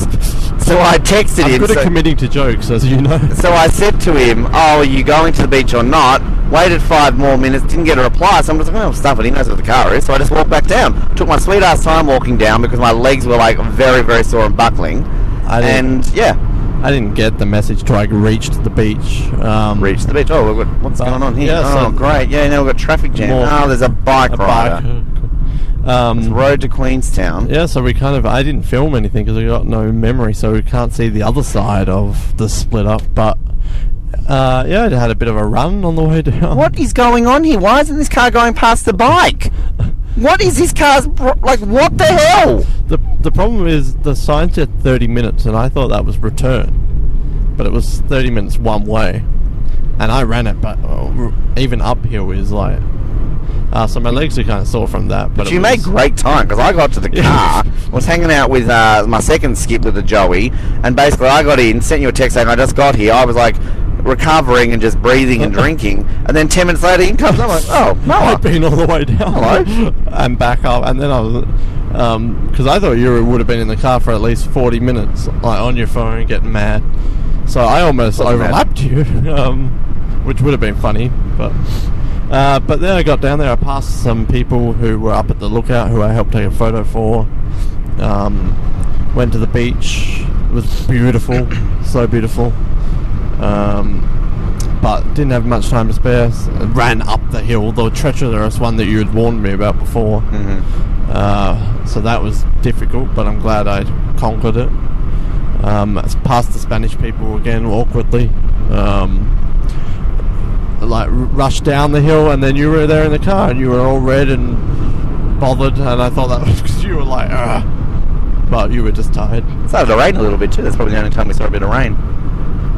Yeah, but then oh yeah, it did actually. Yeah. You thought that sounded exciting, folks. You've heard nothing yet about Saturday night, so yeah, that was just bland, Jim. From there, it was a brief stop over at Friendly Beaches. They were friendly, cool. Then we hightailed it to Bishano. We rang up Rocky. He told us that, reception will close, so we don't have anything to eat here, so there's a bar here, blah, blah, blah, blah. So we leave a key for you in the box and the map. Great. Good on you, Rocky. You're just like Sue and Katie. You're a nice sort. You're all right. So we hightailed it to Bishano, went to Bistro. I had a very average palmy, 3 out of 10. Yeah. He's just complaining about people who always complain about food. And yeah, you rated the coffee this morning really badly, and it really wasn't that bad. So it's okay for Noah, not okay for me. I didn't say it was terrible. I said it just wasn't a very good coffee to buy. And this wasn't a very good palmy, so I'm being honest. It was okay. It was nothing special. It was just a palmy. It was bland. It was very bland. Mary would have freaking hated it. Expensive as fuck. $28. Anyway, so we had that. We won $5 on Tazkina with the lost numbers, so sat under a heater. Yeah, heater on a nice sunny East Coast day. Had to get our own cutlery. Then stuff started to get even more interesting. So you thought the palmy was interesting. Do you want to tell some of this? All right, shall I start? You go for this now. All right, so we left the Bishano Bistro.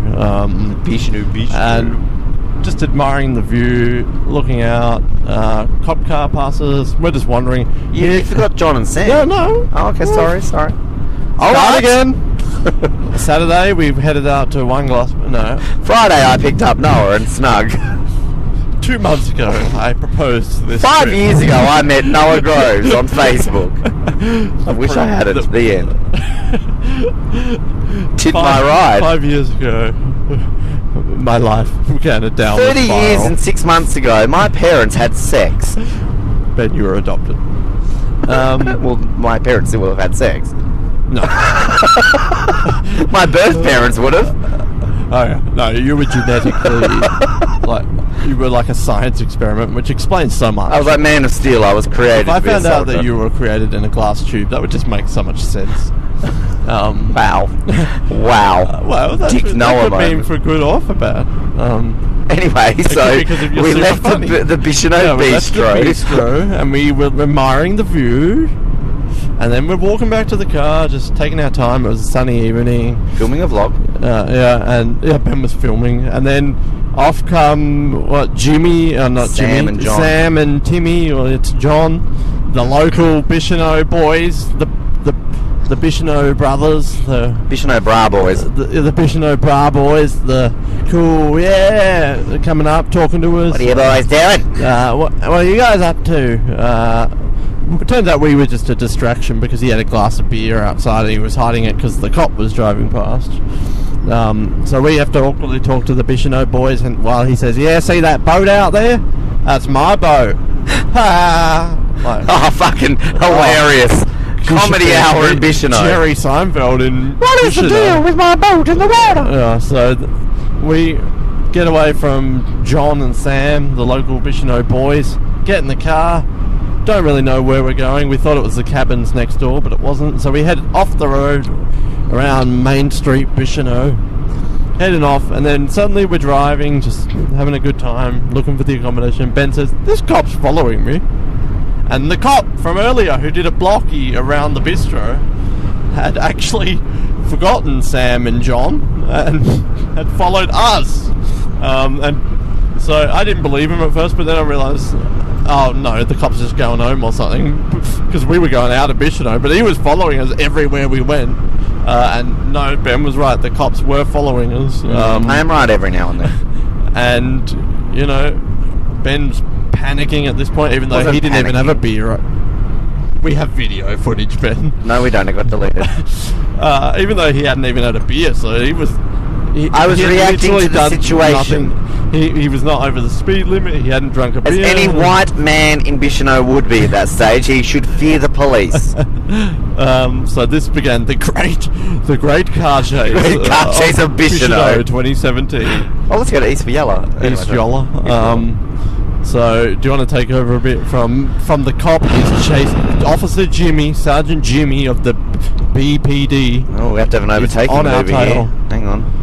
Well, we have to overtake a tractor Well, it's first. going to be. I don't know what's going on up this hill up here. Just, you'll be right. Okay, If we've we got die, that- we've got it on audio. Okay, I'm like shitting myself. As if something comes over there. Oh shit! Well, get into the next I lane. can't get to the next lane. Jesus, we nearly just had a hit on. He's like, something's coming. Oh no! Oh god! Drama on the Brink recording right now. Ben had to overtake it. I don't panic. We don't have video footage of that. I was calm.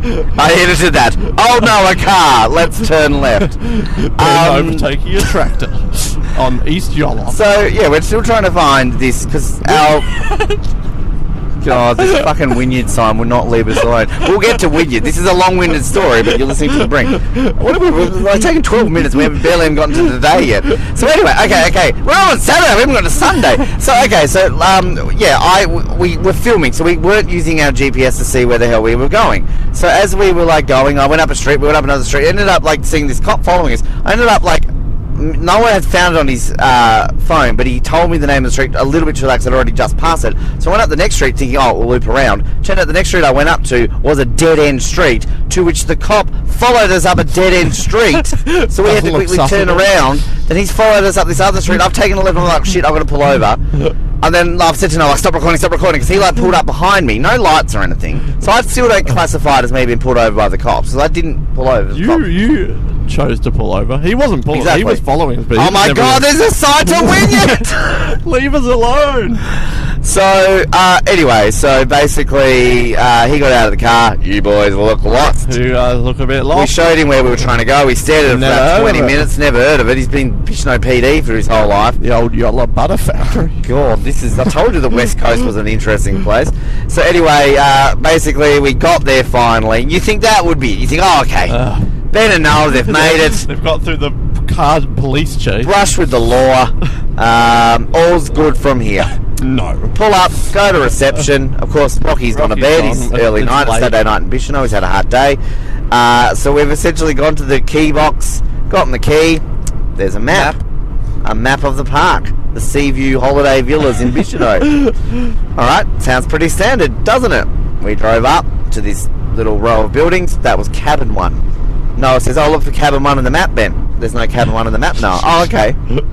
So we drive around, go up this street, realise it's like a suburban street, so we have to do like a 30-point turn. Someone's driveway. I in cannot Bicheno. see a thing because it's dark, it's a gravel road, I'm doing like this, that and everything else. No one's filming me, I'm getting angry. And suddenly we see these heads pop out of the window of Popping this out the window, driveway. staring at us. People stare at their beds like, oh, one of them's coming out.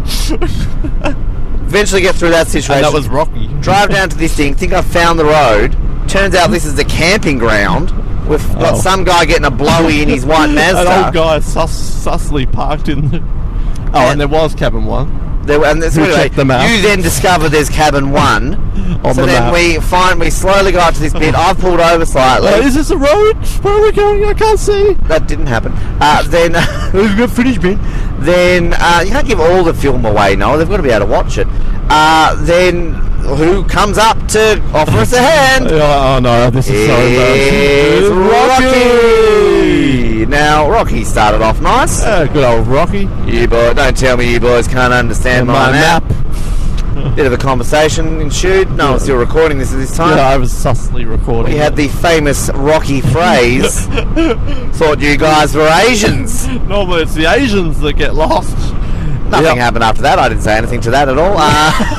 Racist Rocky. I had to play along with racist Rocky. I had to be one of the locals. I basically said I wish I was an Asian. It sounds so much better when you say it like Oh, I wish I was an Asian. I'm not going to finish that sentence. Ben was bonding with the racists. What is this guy doing, Ford? Are you, like, oh, you've got to pull off into your driveway and he's Yola. Ben bonding with the racists in Bishop. Forgive our live commentary as we're trying to do I this. liked Rocky, but he was a bit, you know. Long story short, we got to our room. It was shit. It was a dump. We drank some beers. We had a good night. Done. That was Bicheno. Yesterday, nothing really eventful happened, if we've got to be honest. We drove... It was a nice day yesterday. We drove up the East Coast, went to St Helens. Took about 3 hours to get a coffee and a panini or whatever it was. The banjos as 2 people working there on a Sunday. Then from there, we drove along this dirt road in the middle of buttfuck nowhere up the northeast for like a good couple of hours, and We're in Henrietta now. experienced Eddie the Echidna. Oh. Noah had his famous meme pose, which has swept the internet by now. And then from there, we made our way through the town of Gladstone. No, that was after. that was after. Sorry, no, I'm popping the corks here. We then went our way to the beautiful northeast Cape Portland, which was all So dirt road, but it was beautiful. great. It was wind farms. Ben had never Beautiful. seen one, so Never. that was exciting. So I was obsessed with getting photos. We got a truck to honk his horn at us. It was great. We got this beautiful crystal clear blue It was water beach. so amazing. Stunning. There was French people there, really. Fisherman Joe. Oh, Jesus. he's in a rush to get to Wynyard. Wow. was- This is all live. Like, we are driving right now, so We're in Henrietta, the Henrietta. this is the Hold the complete river. invisible road of Tasmania, right? This is where literally, if we have a crash, we won't be found for like 6 days. But yeah, But so it was so beautiful up there. beautiful. Came back down through. Then we got to tell the Gladstone story. So we got to the Gladstone. The esteemed Gladstone, World City. Well, no, hang on. How did we both Noah. had this, we were both psychically connected there. Wow. Brushy Lagoon. Rush. How did we? Oh, I'm so ashamed. Three house town of Brushy Lagoon. The Brushy. One of them was Lagoon. abandoned. They had one petrol pump. It had a dog. The dog. The cow. Brushy Lagoon dog. The cow where they get their milk. That's The the cow. general It was store. incredible. We're going to make Brushy Lagoon PD t-shirts and sell them online. It's the next big. It's really the next big town in Tasmania. Anyway, from there. Go to Brushy Lagoon. So then we're coming back through the dirt road. It's all fun and games, sand dunes. Oh, we met Willie the Wombat. Yeah, he ran away from us. Ran away. I didn't get a picture. Didn't get the pose with Willie. Then we got to Gladstone, the town that Wow. everyone's talking about, the rival of Brushy Lagoon. Big sporting rivals. So we drive in, and first thing we see is Grove Street, so we have to hop out and get a photo there. That's a good sign, but you think that's exciting in this tiny town, Grove. You think it ends there, but You think that's all you need in Gladstone? yeah, like Gladstone, tiny town, we've got one thing. No. We're driving through Gladstone, and we see the Gladstone goat Wow. tied up to a pole. But we drive past it, we only just saw, the Gladstone goat. Then we passed the Gladstone store with the locals sitting out on their stools outside, who probably sit there every day of the week. And then as soon as we drive past, they get up. They literally, as soon as they see us, get up. Like, straight up and come on, Ralph, get the rifle. We've got visitors. Out of towners. So that's kind of a bit discerning. Like the Gladstone locals are getting up from their stools. You know something's bad.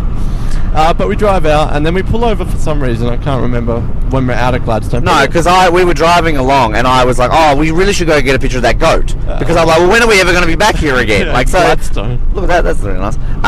You should be filming this now. But so yeah, we turn around, do a blocky of Gladstone, To get the goat. and basically it's just this side street. It's like a house, but like the front yard. All that is in this front yard is a goat tied to a pole, basically on the street front. The guard goat. It's the guard goat it's of like the the town. first house of Gladstone, so it guards the Gladstone. So yeah, And it started warning the locals. it started going meh. At first it was friendly, it was coming up to us, but then like, oh no, these two are up to no good. And it warned its owners, so we got the hell out of Gladstone. But yeah, the Gladstone goat, the Grove Street, and the locals. So much action in Gladstone. From there, it was to Georgetown. That was pretty shit. Oh no, Bridport was nice. We stopped off in Bridport, we Bridport. like Bridport. We went to the Bridport Lighthouse. That was pretty nice. It's a beautiful little town, Bridport. Seriously, I got a decent dim sim there actually. Then yeah, Georgetown. Yeah, Georgetown. wow. The Georgetown. Launceston. But we went to the Lloyd's Hotel, checked in, our stinky bathroom, bedroom. Nice owners, Yeah. nice location. Went to the Cataract Gorge for the first time. I perped on some girls who quickly put their pants on. And Again, we split up again when I wanted to go to the Lookout. Burger got soul. You really need to film some of this, Noah, here. Two at once. He's not listening to me. This is Well, how do I... you hold it your hand. You've got two of them. Multi-podcast. So yeah, we got Burger got soul. Beautiful. They vote no apparently in Launceston. Burger Soul does not support gay marriage. Whoa, Jesus, I hate this road. My scariest part of the trip was driving on the west They coast. forgot our fries, They forgot our fries. but then we got extra fries. He gave us like 3 extras. Oh, sorry about that, mate. Went back to our hotel. We played pool. It was nice, just you and me, just We put some songs on the Sometimes. free jukebox. songs. We just wanted to be, Noah and Ben time, Lost- play some pool. Just I you lost and some me. money because we bet and No one else in the pub. We thought, oh, this is Yep. perfect. No one will disturb us. We can just play pool together, listen to our music, have our beers. No. Nope. Stinky Pete, the Launceston pool hound. The Stinky Pete. The Stinky Pete. You've heard of him. Basically, at one point, stole our extra whiteboard because he was playing pool by himself. Next door. Then he decided to just stand around and hover and watch us creepily before inviting himself to playing Noah as I went to get another beer. Well, first it was standing creepily, then it was giving tips to us on how to win the pool. Yeah.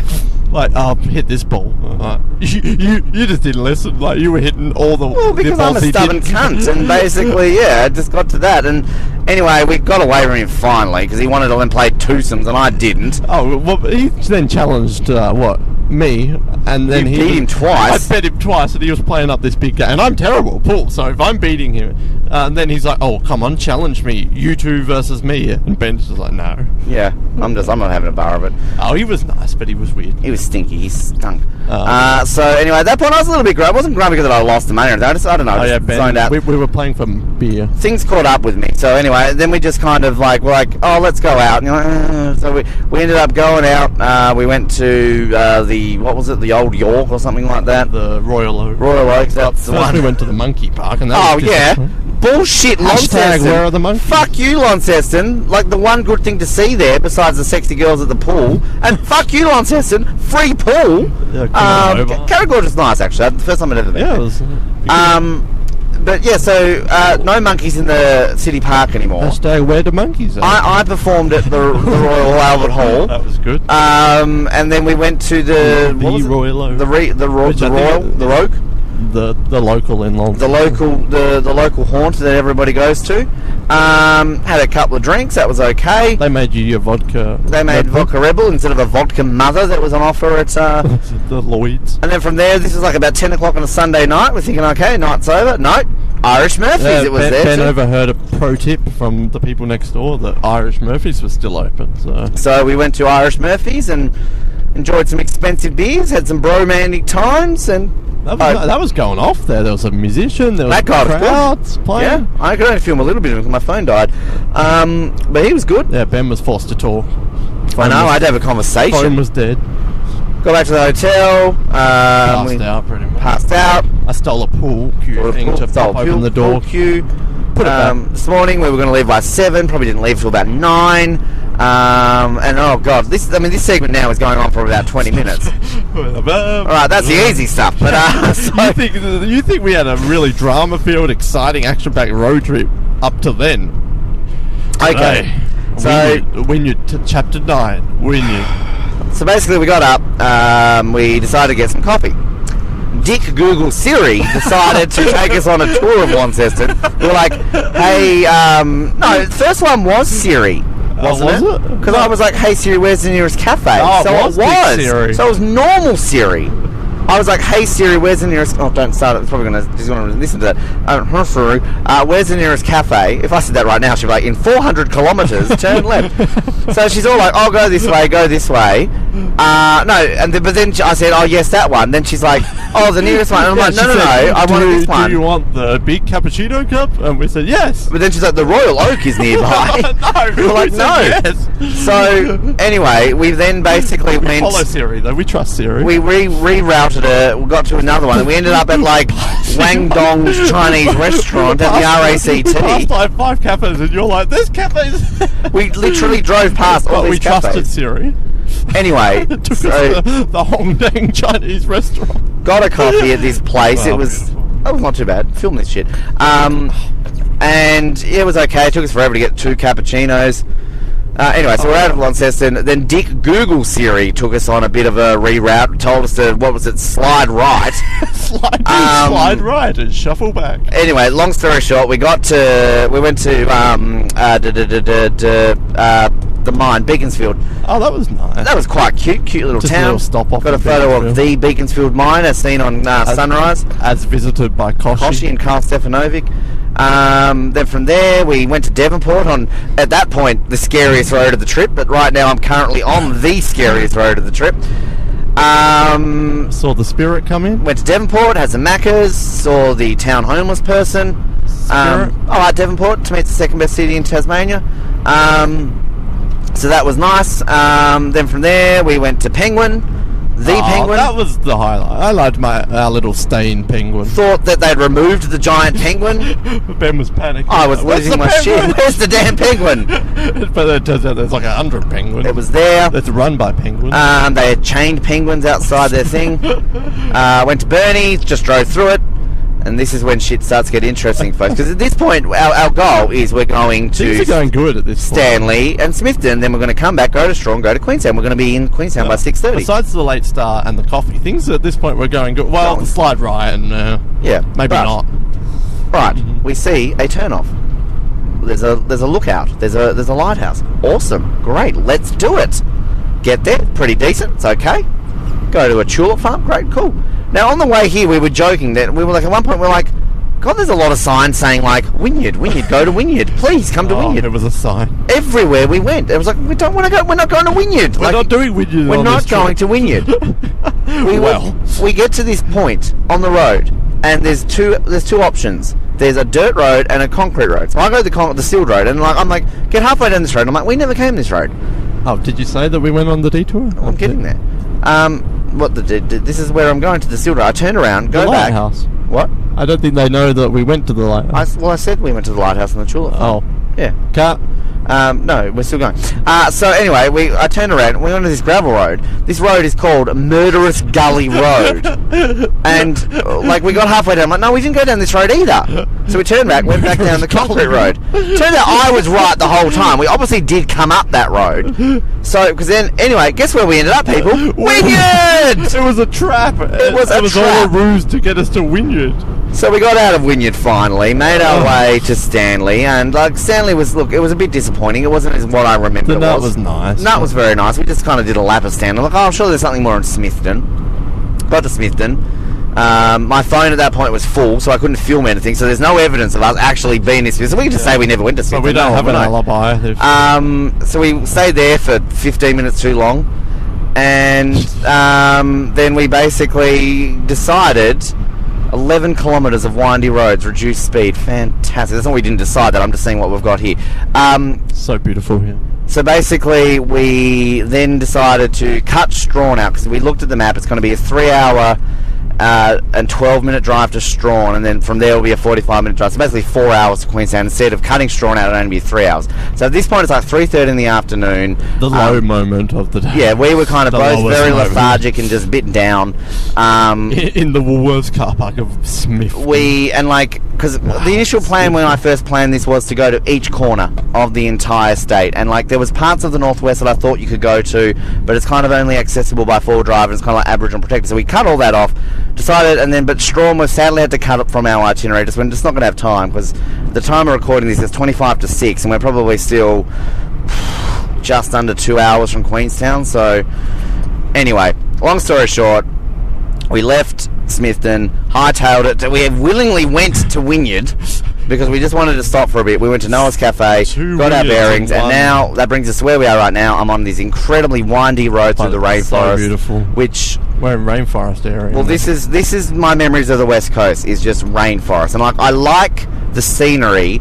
I've liked a passenger being in the car before and just enjoying it like Noah is right now. I've never driven this road in my life, and I've always been fearful of driving this because you're doing good. Jesus Christ, this is a hairpin in the rainforest. Also, we haven't passed a car in like a good there's going to be a log truck coming up here. Just to paint this picture, this is they just had a sign saying 11 kilometres of windy roads, slow down. This is like rainforest scenery. No one's filming it at the moment. It's beautiful, it really is, but it's going to probably start pissing down with rain soon. And just, it is a rainforest. Anyway, so that's 30-minute segment. It's not the suburb Forest that we saw. There was a suburb called Forest. Yeah. But we should also keep... If you start hearing a horn beeping, sometimes trucks will beep when they're coming around a corner. Oh, they are some pretty... So just we'll let you know. If all of a sudden you're like, why is there a horn honking? There's a giant truck coming towards us. That's also because Ben, the child, probably got the trucks to honk their horns. So anyway, we're doing okay in petrol. I think we ran a bit through today, but we saved a lot the last 2 days of petrol. Just an update. I'm sure people at home going, I wonder how the boys are going on petrol. I think... this car, touch wood, has lasted this journey. I didn't think it was going to last even up to bloody Sorrel at one point. It's got to be said that Ben over-exaggerates the roads, and so most of them have been absolutely fine, but I will say this one is a bit sketch right now. Yeah. It's windy every 10 metres, but Jesus I mean some of the roads have been perfectly fine. It's hairpin after hairpin. There's worse roads in Snug, but this one is... at least this isn't gravel. If this was gravel, I'd be doing 10 kilometres an hour. You would have stopped now. And just we're going back to Wynyard. But the scenery is just so worth it, so... But anyway, so that's our long-winded story. Long-winded story. Oh, God, no, don't. Long-winded Wynyard. We're going to have another segment very shortly in regards to a new little thing we've found online. But what we'll probably do, from here... Oh, there's a car. Hey, John. Probably going to attack us. Didn't wave me, you cunt. We're so far out now. We probably will do a recording tomorrow on the way back home on the Midlands Highway. But so between now and that bit, this is a very long episode of The Brink. I hope you're enjoying it. The Brink Unleashed 8, sort of a behind-the-scenes look at how we're making this, and just a behind-the-scenes story that might not make the film. I haven't even done any of my blogs, so I'm going to have to catch up on that when I get home. But I mean, we're really less than 24 hours till we'll be home. We'll be home this time. I'll be hopefully this time tomorrow, sitting at the Glenorchy commentating on. In an hour I will be. This time 25 hours. This time tomorrow we're going to be locked up in some guy's shed in Queenstown. Yeah. Who you boys think you're leaving? The broken down car off the side of the road, and has locked us in his shed. So I think tomorrow on the way back home we'll review the trip. We're also going to review our characters that we met along the way. Because you'll see a bit of a montage of some of the ones we got in some footage. 1 star. But our Mary reviews in a minute are going to be... But I'm not going to get Noah to do that just yet, because I know he'll feel so sick doing it down this road at the moment. So I'm definitely not going to do that. But luckily for the magic of radio, you don't have to wait. We're not going to do this. Exactly. We're not going to leave it recording until we're... But I mean, anything to add right now, Noah? Or? Well, this is helping pass the time, so it might be boring for people listening, but for us, I think, judged on my speedometer when I looked to see the odometer. Sorry, when I looked at the last time we were going to Queenstown, it was like 130 k's ago. I kind of roughly worked out when that would be on my odometer. So I think we're probably around about 100 k's to go, a little bit less. So it's 5:30. Our aim is to get there by 7:30. We rang up Tim at the Empire Hotel. Tim, new character, racist Tim, maybe. No, hopefully we'll not. See. We don't want to have the east and the west of Tasmania be the name of the Lonnie guy. Bob. The bearded Bob. He was like a Gareth. What's this one? Hell yeah, gorge. Hell yeah, gorge. We can camp here instead. Hell yeah, river. Hell yeah, it's a river. Hell yeah, it's a river. That's what the settler said. What do you call this river? Hell yeah, it's a river. We also saw right. Hang on, let's have a look river. at this. Queenstown is. Hell yeah. Oh god, 133. I thought it was only 100. Fuck. But ages ago. this may be the most scenic podcast we have ever recorded. It's beautiful right now. I think. Bar the windy roads. Yeah. So. Okay, so we've got a little bit longer to go to Queenstown, but We can do it. I forgot what I was going to say. Yeah, so basically we called Tim. He said that, oh, yeah, we're here till about 9:30, so we can check in basically up to 9:30, but they stop serving meals at 8. I'm starting to actually get hungry now. I haven't eaten since my cheeseburger. Now we've got incentive. I haven't eaten since my cheeseburger in Devonport, except for my one Ritz that you gave me. One? Maybe 5. I've got my cheese and bacon hummus shakes for the in first background. time. That wasn't too bad. Whoa, Oh. car. Scared the fuck out of me. Car number 2. God. We might see an alien out here. Oh, God, we might see the Tassie Tiger and get rich. Oh, you're always thinking about being rich, man. Anyway, this is the brink. Noah and I are really starting to bicker now. That's what married couples do. But yes, love Yes, is love. we got very drunk in Launceston and got married. Yep, it was great. I don't remember it. It's like the hangover. Best sex with a man I've ever had. What? What, the pool guy? Yeah, he stunk like shit and it turned me on. This is beautiful. This scene. This is the really West Coast amazing to right me. now. So anyway, we've repeated ourselves about 20 times. This is the Brink Unleashed 8 behind the scenes. Hope you're enjoying it, and we're going to hear some merry backstories very shortly. So we've arrived in Queenstown. We thought our next recording was probably going to be us going through merry quotes and the Queenstown light. And the recording here probably sounds better quality because this is on my phone, but that is a big hill. I'm not walking up that hill. It's Monday evening. It is 9:03 in Queenstown. It's a ghost town. There's like nobody here. There's lights on over here. Something's gone on. Maybe it's like Queenstown Scout meeting. It's a Queenstown Sports Centre, Noah. I don't know. What do they play? Pat, say that again. Balls. This is rugby country. No, it's a gravel. Where's the gravel football? I don't know where it is. I have to see it in the morning. Is it a Queenstown football team? I'm guessing they have a football oval, so there's got to be a Queenstown football team. What's the... It's like the mine or something like that. So, anyway, this car has been driving around block. He's following us. So, anyway, let's go back. But, oh, right. I was like, I'm not walking up that hill. No, anyone been murdered in Queenstown before? Yeah, a couple hundred. But, Once you come, you don't leave. the drive, we survived that. It's a long one tomorrow, but it's still Monday evening in Queenstown. This is the day we release these episodes, you haven't even heard it yet. It's a bit of an extra bumper edition of the Brink. Everything is released. Yeah. You have to wait to find out what happened. You know, any good podcast would stretch this out over a few episodes, not the Brink. It's like misty rain right now too. That just adds to the atmosphere of it's not raining, it's just sprinkling and it's like misty and there's like an abandoned park. It's a playground, there's swings. This is something out of the Twilight Zone. Anyway, this is Queenstown on Monday night. And our hotel's kind of like The Shining, but it's great. It's Shining meets the Titanic. Alright, it's Queenstown. Thanks for listening. So on the journey, we have decided that at some point we're going to probably go on to like TripAdvisor and leave some reviews, you know, for Susie and Karen and Racist Rocky and Bearded Bob and Tim. Tim. Just Tim. He's like Madonna, just has one name. But Noah, tell us a story about how you found what I think we're going to turn into a new segment on the Brink. Because I feel this is a new thing, and we don't want to do them all at once today because we can stretch this out a lot. And this very long episode already, I think this is probably going to be our longest ever episode of the Brink's history. But in terms of podcast, but give us an inkling on how we found what is going to be a new entertaining segment on the show. Mary reviews. Mary, now who's Mary? Well, we'll get to Mary, but the backstory of this is that we were looking up because we were worried we weren't going to make it to our Queenstown accommodation in time and would have to get food in Strawn. Should I go to Launceston way that way? Uh-oh. Stop trying to make I think we have to go right. Yeah, head to Exton. Yeah, I don't think... I think this is right. I think it is right, because I think that way's going to go a long way to Launceston. It's like 20 minutes slower. Here Alright, we go, anyway, sorry, we're live here, commentary. What sign have we got up here? Please say Hobart on it. Hagley, Launceston. Well, it says Carrick. Launceston on it, so that's good. We can't see Launceston, someone's graffitiing over it. Someone hates Launceston. Okay, everyone hates Launceston. Anyway, Stick sorry, the pool guy Mary's with it. story. We were looking up because we were worried we won't get there. I was trying to find out when it closes, and it wouldn't tell me. So then I saw reviews for the Empire Hotel in Queenstown, which, if I had to leave a review, 4 stars out of 5. Like, bathroom was good, the food was good, my bed was good. Central Queenstown location on the main street. 4 stars, I would say. But I was reading the reviews, and for the most part, it was good. People left glowing reviews such as the only place to eat in town, and went here because we had no other choice. I mean, that's a decent review.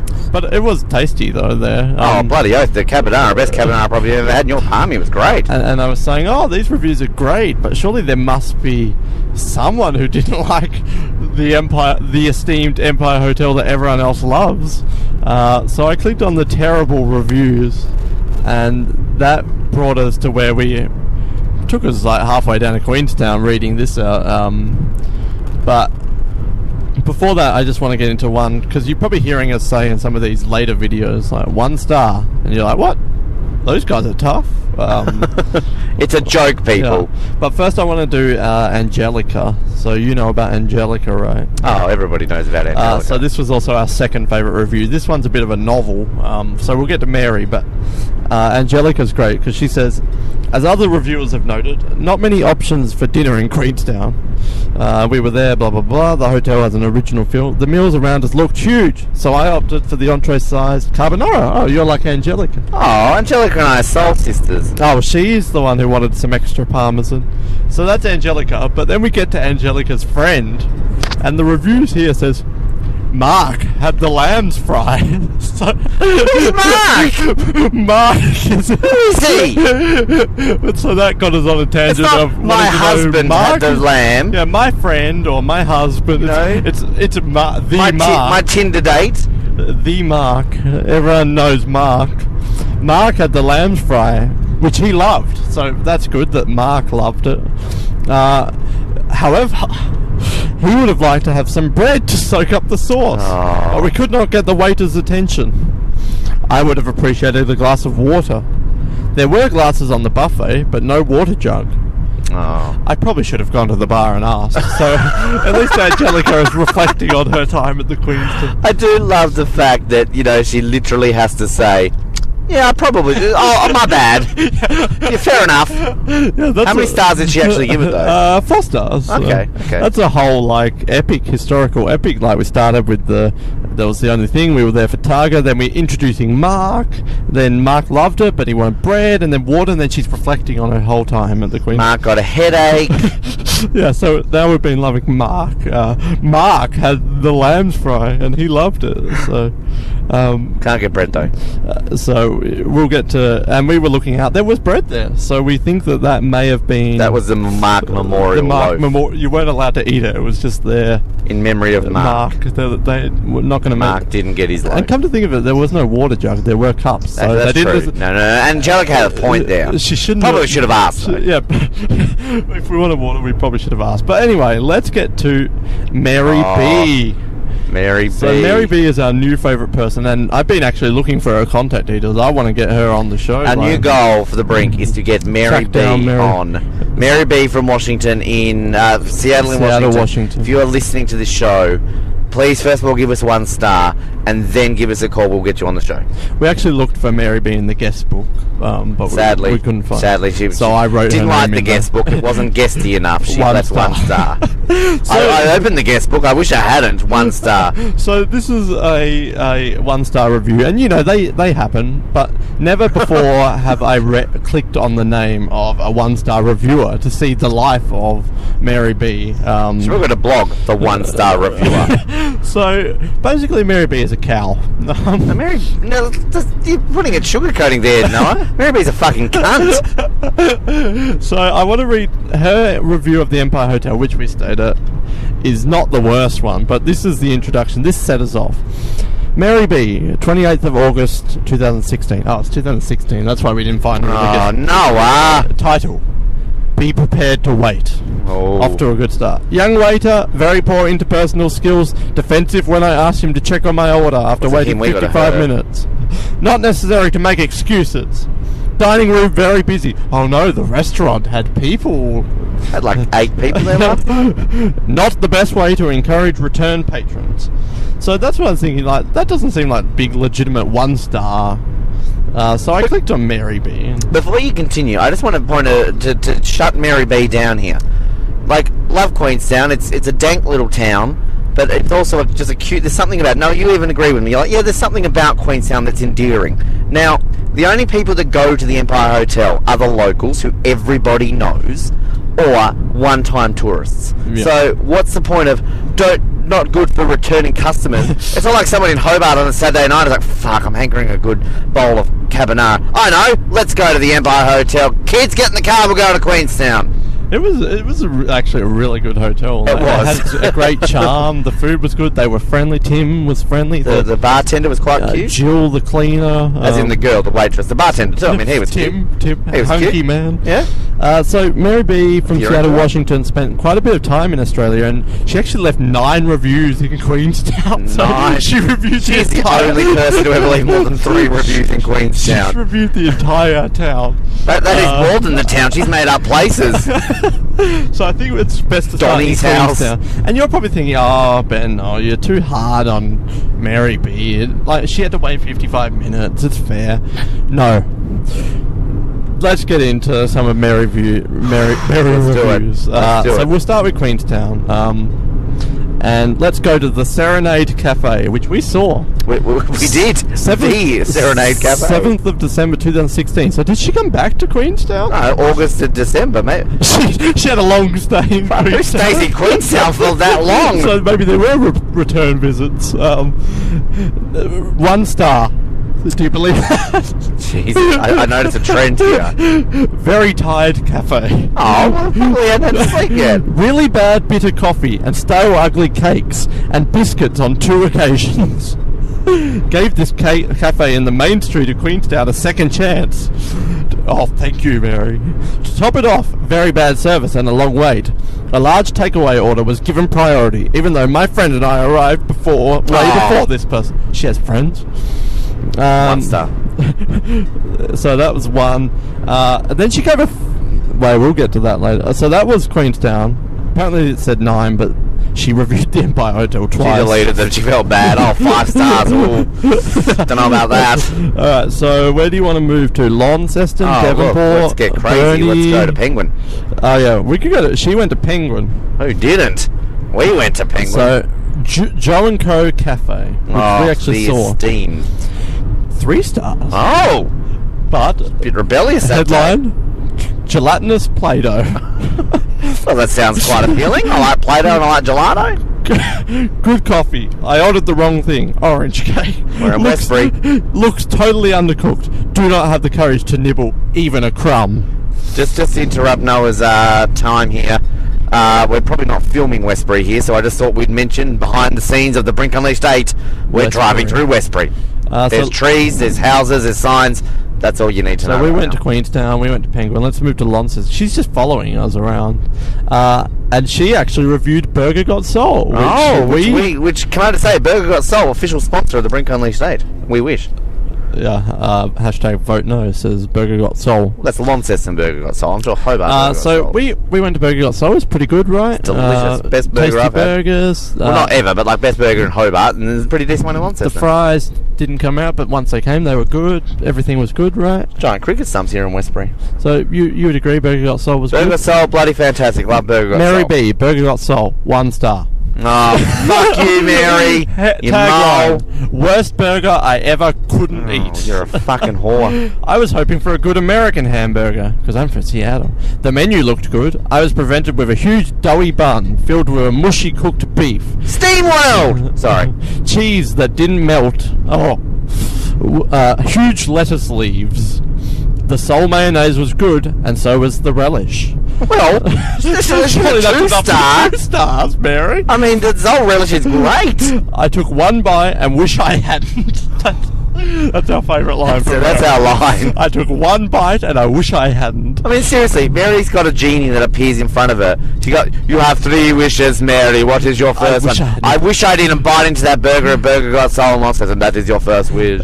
The manager accepted my criticism Westbury Maze. Do stoically. you want to go to the Westbury Maze? The manager No, I was not interested in Westbury. criticism stoically. So, but I don't think she really understood.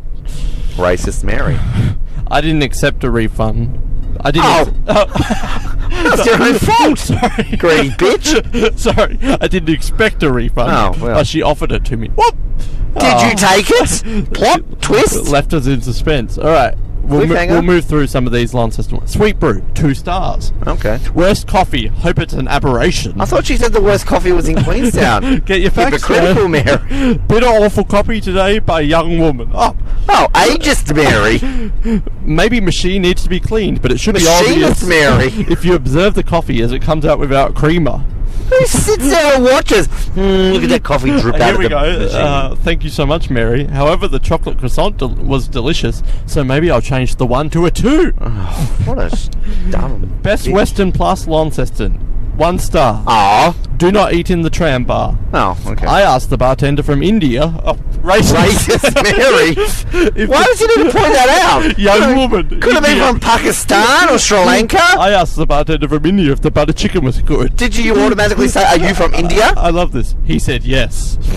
How nice to have good Indian food. I should have taken a photo. It was terrible. Chicken thigh meat, chewy and not cooked. Sauce like tomato sauce, watered down with water. It was inedible. A woman came up to me and said her husband sexist was about to Mary. order the butter chicken and saw me send it back. I saved them. What? Oh, Mary the hero. Can we just get back up? So, like, there's Mary plodding along, sends it back. This woman walks up. Excuse me, ma'am. I saw you send back that butter chicken. Yes, you're right. I see the word Hobart. You're right. I did. Oh, why did you do that? It's terrible. Oh, you're my hero. Have you ever known that you're my hero? Mary the hero. I saved them. I'll now be looking at a bowl of wedges that will be my dinner tonight. No, just stop for a sec. Breaking news. We're about to see a sign. Read it for me in front of me. What does it say? Hobart! 208 kilometres to Hobart. We're going home, people. Alright, we'll read just a couple of more. This is going to be a segment. Because didn't you say she's got like 60 reviews? Mary B has 93 reviews. Oh, so this is like that's a 93 gold words line. worth of material. Yeah. Send in your favourite Mary B review And to the ring. we'll keep an update to see if there's any new Mary B reviews. Has she actually ever left any 5-star reviews? Well, let me have a look. First, she left a review in Strawn. I don't want to know. Oh, stop making Strawn happen, Noah. Let's see Devonport. Why does fucking this place have a United and not Queenstown? Dick Google Siri this morning. Devonport, quality hotel gateway, 1 star, not a good choice. Is that all she said? The good points are location and free parking, but they do not outweigh the bad. The bed is hard as a rock. It's a very cold night. Oh, I'm sorry Devonport didn't turn on the town heater, Mary. Weatherist Mary. Snow is on the mountains. I'm sorry they didn't thaw out the snow. My room is very cold, so I turned on a noisy small heater. I will take a photo. Oh, did she? The room smells strongly of bleach. Did she take a photo? She didn't leave a photo. Cock tease Oh no, Mary. she did leave a photo. It looks like a good laneway. Takeaway, 1 star. There is no excuse for a large jar of stale brownies, hard as rocks. I ordered a takeaway latte and a brownie, so how disappointing when you want a little mid-afternoon treat. I couldn't even eat a bite and threw it in a bin. Does she like just go to places to want a review? Here's Jimmy's takeaway store. Dim Sim, disgusting, 1 star. I love my Dover Gourmet Foods. My coffee wasn't that great either. Oh well. Dover Gourmet, 1 star. Her face was a box. Alright, so we'll just read a couple more. 'Cause Mary the bitch. Mary the bitch. The B stands for bitch. We are gonna have to come up with like a theme song. Mary, Mary, quite contrary. I'm thinking of ways. I'm thinking of emailing TripAdvisor to get her, details because I want to interview. Hi, Mary. we're a podcast and we want to interview this bitch reviewer. Bitch. Oh, her. She reviewed TripAdvisor. TripAdvisor only lets me rank up to 5 stars. HotelReviews.com lets me rank up to 6. 1 star. TripAdvisor doesn't give me minus ratings. I wanna clicked go on the below 1 star ranking. I wish I hadn't. Yeah, we were thinking that Mary also reviews her own reviews. Like, I was bad during this review. I wish I hadn't read it. She gets out of the shower. Oh, that shower. The water wasn't good enough. Yeah. I turned on the cold water tap. Wish I hadn't. 1 star. My coffee, I should have used 2 scoops. Bad move, Mary. Which 1 way star. to Whitmore? And then we also Charles thinking Whitmore. she reviews other people's reviews. Are we So going to Charles Whitmore? Angelica.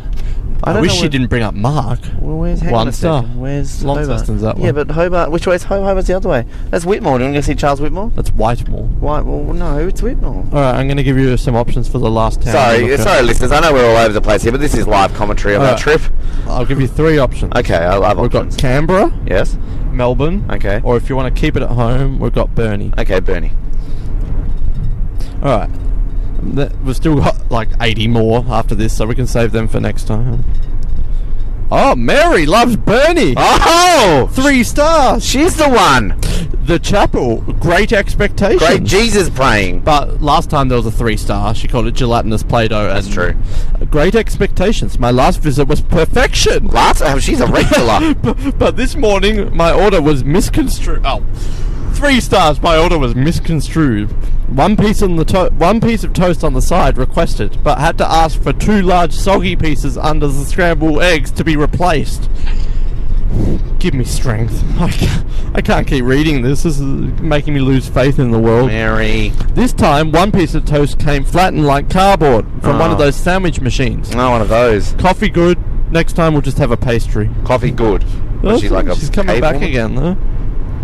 We should follow, like if we see her on TripAdvisor and she's like, in like, I don't know, Smithton, but then like we see that she's travelling down the south, we should just like find her. Follow. We're on the hunt for Mary. So like on a Wednesday she's posted a review at like Burger Got Soul Sandy Bay like 1 hour ago. We could go, oh excuse me, was there an American one? Oh yeah, she said she's staying at the Best Western on Brooklyn Highway. Alright, let's go. Hit the gas. Guy knocked on my door at my hotel room, was ugly as fuck, 1 star. The man showed me to the hotel room, but he was too slow. I wish I didn't open the door. I wish I didn't stay at the hotel. I wish I never left Seattle. I wish I wasn't born. My Perth, mouth turned around. There was placenta everywhere. Open my eyes. Wish I hadn't. 1 Perth star. wasn't ready to leave. My mother, 1 star. 1 day early. I came late. 1 star. So last one, I had to click on Strawn, and then we've covered pretty Stop much. making Strawn happen. Yeah. Alright, so one contribution for Strawn to end this off. Do you think Mary liked Strawn? Because we keep hearing about Everybody how likes Strawn. Who doesn't like Strawn? We would know. We didn't go, but everybody likes Strawn. Molly's Great Food Cafe. The Great Mary went there on the 31st of August to the Great Food Cafe. Yeah. Don't order soup. Oh. 1 star. This is the worst soup, in air quotes, I've ever eaten. Oh no, Mary! I only had 2 spoonfuls. Oh. Billed as potato and bacon. It was consistency of thin mashed potatoes with bacon that has been chopped in a food processor. The bread roll was spread with margarine. She got bread. Mark should go there. He got down the road to Strawn. Evidently, I made a bad choice. Oh, she's like Angelica now. She's learning. I hope so. Was that review helpful? No. No. Can What we if you like? press yes, they like contact you with you, like. Can you like review, like comment on other people's review? I'm just gonna comment. You're a bitch, Mary. Stop a diva, Mary. So we can read more at another time, but officially Mary B is the worst person in the world, right? Yeah, look, I think we're gonna make that a regular segment. Make Mary happen. Make Mary happen. You've heard it here on the Brink. We're gonna Seattle, Washington. Keep an eye out on her if you're in Seattle. We're gonna come back soon. We're gonna rank some people, and we're gonna close this out. We're on the road to Launceston, then on the road to Hobart, and 1 star this podcast, I think. 1 star. Welcome back here to the Brink, as you've just had a transitional sound again. Apologies, I should have keep apologising for the dodgy audio. Again, you've heard us say it a lot, but it's a very long episode. This is on the road recording. You've heard recordings through phones and microphones and everything along those lines. We're currently 19 kilometres away from Launceston, and it is day 5. We are on the road home. We've stopped off in Deloraine. We have officially cancelled, sadly, the playoffs of the ice hockey tonight. We can't make it back in time, so we will just be focusing on the grand final for those fans at home. But In the meantime, we are going to be very soon on the Midlands Highway. And can I just point out that I have never been happier in my life to say that I'll be on the Midlands Highway, because we have driven on some terrible roads today. That sign that says 20 kilometres to Launceston, literally 5 seconds ago I said 19. Maybe I just meant to take another turn there. Spawn. I've driven on some terrible roads today. We had a very near miss with the truck. Sort of an update on earlier before when we got into Queenstown. I mean, you heard us talk about Mary there before. A great night in Queenstown. We wandered the streets, had some fun in misty weather. This morning we were up and early and had some great breakfast, and drove all the way through to Rosebery. We took a wrong turn this morning accidentally, coming around one of the bendy bends. This truck just, oh my god, I nearly thought I was going to have driven over his trailer. It was the scariest moment of the trip, I would say. Made it to Cradle Mountain, had some foggy weather, but that was okay. Eventually cleared up a little bit, got some great photos. Then drove ourselves to Deloraine, hour and 30-minute drive. Yeah, it seemed pretty standard. No, it was a terrible drive. It was the scariest drive I've ever done in my life. Never again. And Deloraine, and now we are cruising on the way back home. It is 10 minutes to 4, so we've got a good 2 and a bit hours ahead of us, so we're probably not going to make it back in Hobart till around about 6:30, which is when the ice hockey was meant to start anyway. So that's been our adventure. We might stop off in like Campbelltown or something, but what we're going to do for you now is obviously we're going to close it off soon, but might make this sort of our last extended segment. We're going to rank some of our more popular people who have got along the way. Noah's quickly jotting down some of our beloved people we've met across these 5 days. Now, some of these you will see in the Brink Unleashed 8, which will be coming soon. We haven't got an official release date yet. Hopefully, I'm going to say November at this stage, just off the top of my head. But you'll see some of these in it. Some of them you won't. You'll just hear us talking about in the film. There'll be a little montage in tribute to them at some point with various artwork devoted to them. Here we go, Noah. You ready for the turn off to Hobart? Oh, yay. Straight ahead to Launceston. We've got to go to Western Australia. So 194 kilometres to Hobart, 12 to Longford, 16 to Perth. Well, there goes the beer in the back.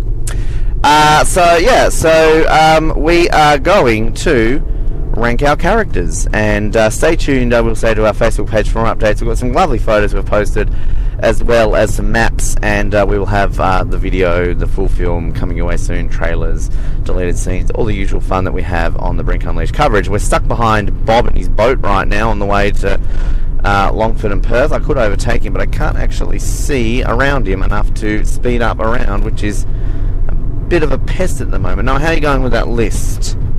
Just rattle out some names. You don't have to talk about them, just say some names, see if I've missed anything. Okay, well, we've got some highlights from our friends. We've got Boxhead Shoe Girl. Oh, yep.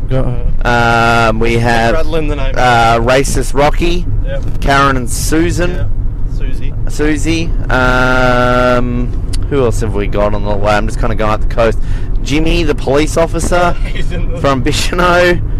We've got Sam and John, the Bra Boys from Bicheno. Douche Huonville serving guy. Banjo's boy. I don't know if we're counting Sloas and Helen's service girls. Yeah, we'll put them on. I mean, we didn't really interact with them that much. I mean, they were fine. she was catty girl. She was like, look, cat makeup on. She looked a little bit strange. Now then we had Eddie the Echidna. Do they count? Is this turn off to Hobart? What's this there? I can't see. Bernie and Devonport. No, we're not going back there. Oh God, no, we're not going to Wynyard. The Gladstone Goat. Then we kept going across there. Georgetown, Launceston. We had Bob the bearded bartender. Bearded Bob, yeah. Stinky Pete, the pool guy. I mean, are we counting the girls who put their pants on because I was perving at them? That sounds a bit wrong. Bartender in Launceston. Microphone towards your mouth would be fantastic if that was great. Noah is talking, you can't hear him, but who else have we got? Dick Bartender in our Irish Murphys, Limited Monkeys in Launceston. This is so boring for some people. We're just going through all the characters we met along the We'll way. talk about who they are in a Yeah, minute. we will. So yesterday, long day. Yes, oh god, yesterday happened, didn't it? Was there anyone really yesterday before we got to Queenstown? Oh, well, I mean, she wasn't really notable, but Coffee Girl, who kept calling us Love. Oh, Dick Mary, not Mel, she's there. Bitch Siri, Google. I've got Siri and Google Siri. Google Siri and Siri. We had another Dick Google Siri was it? movement, the small movement. She told us there was a United Petrol in Queenstown. I took us to somebody's house. Mitchell. Mitchell the No, Dick. we're not there. We were singing No, yesterday. I'm just... Keep going in order. Tim, Queenstown. I feel we're missing from someone from yesterday. We didn't really interact with anyone yesterday.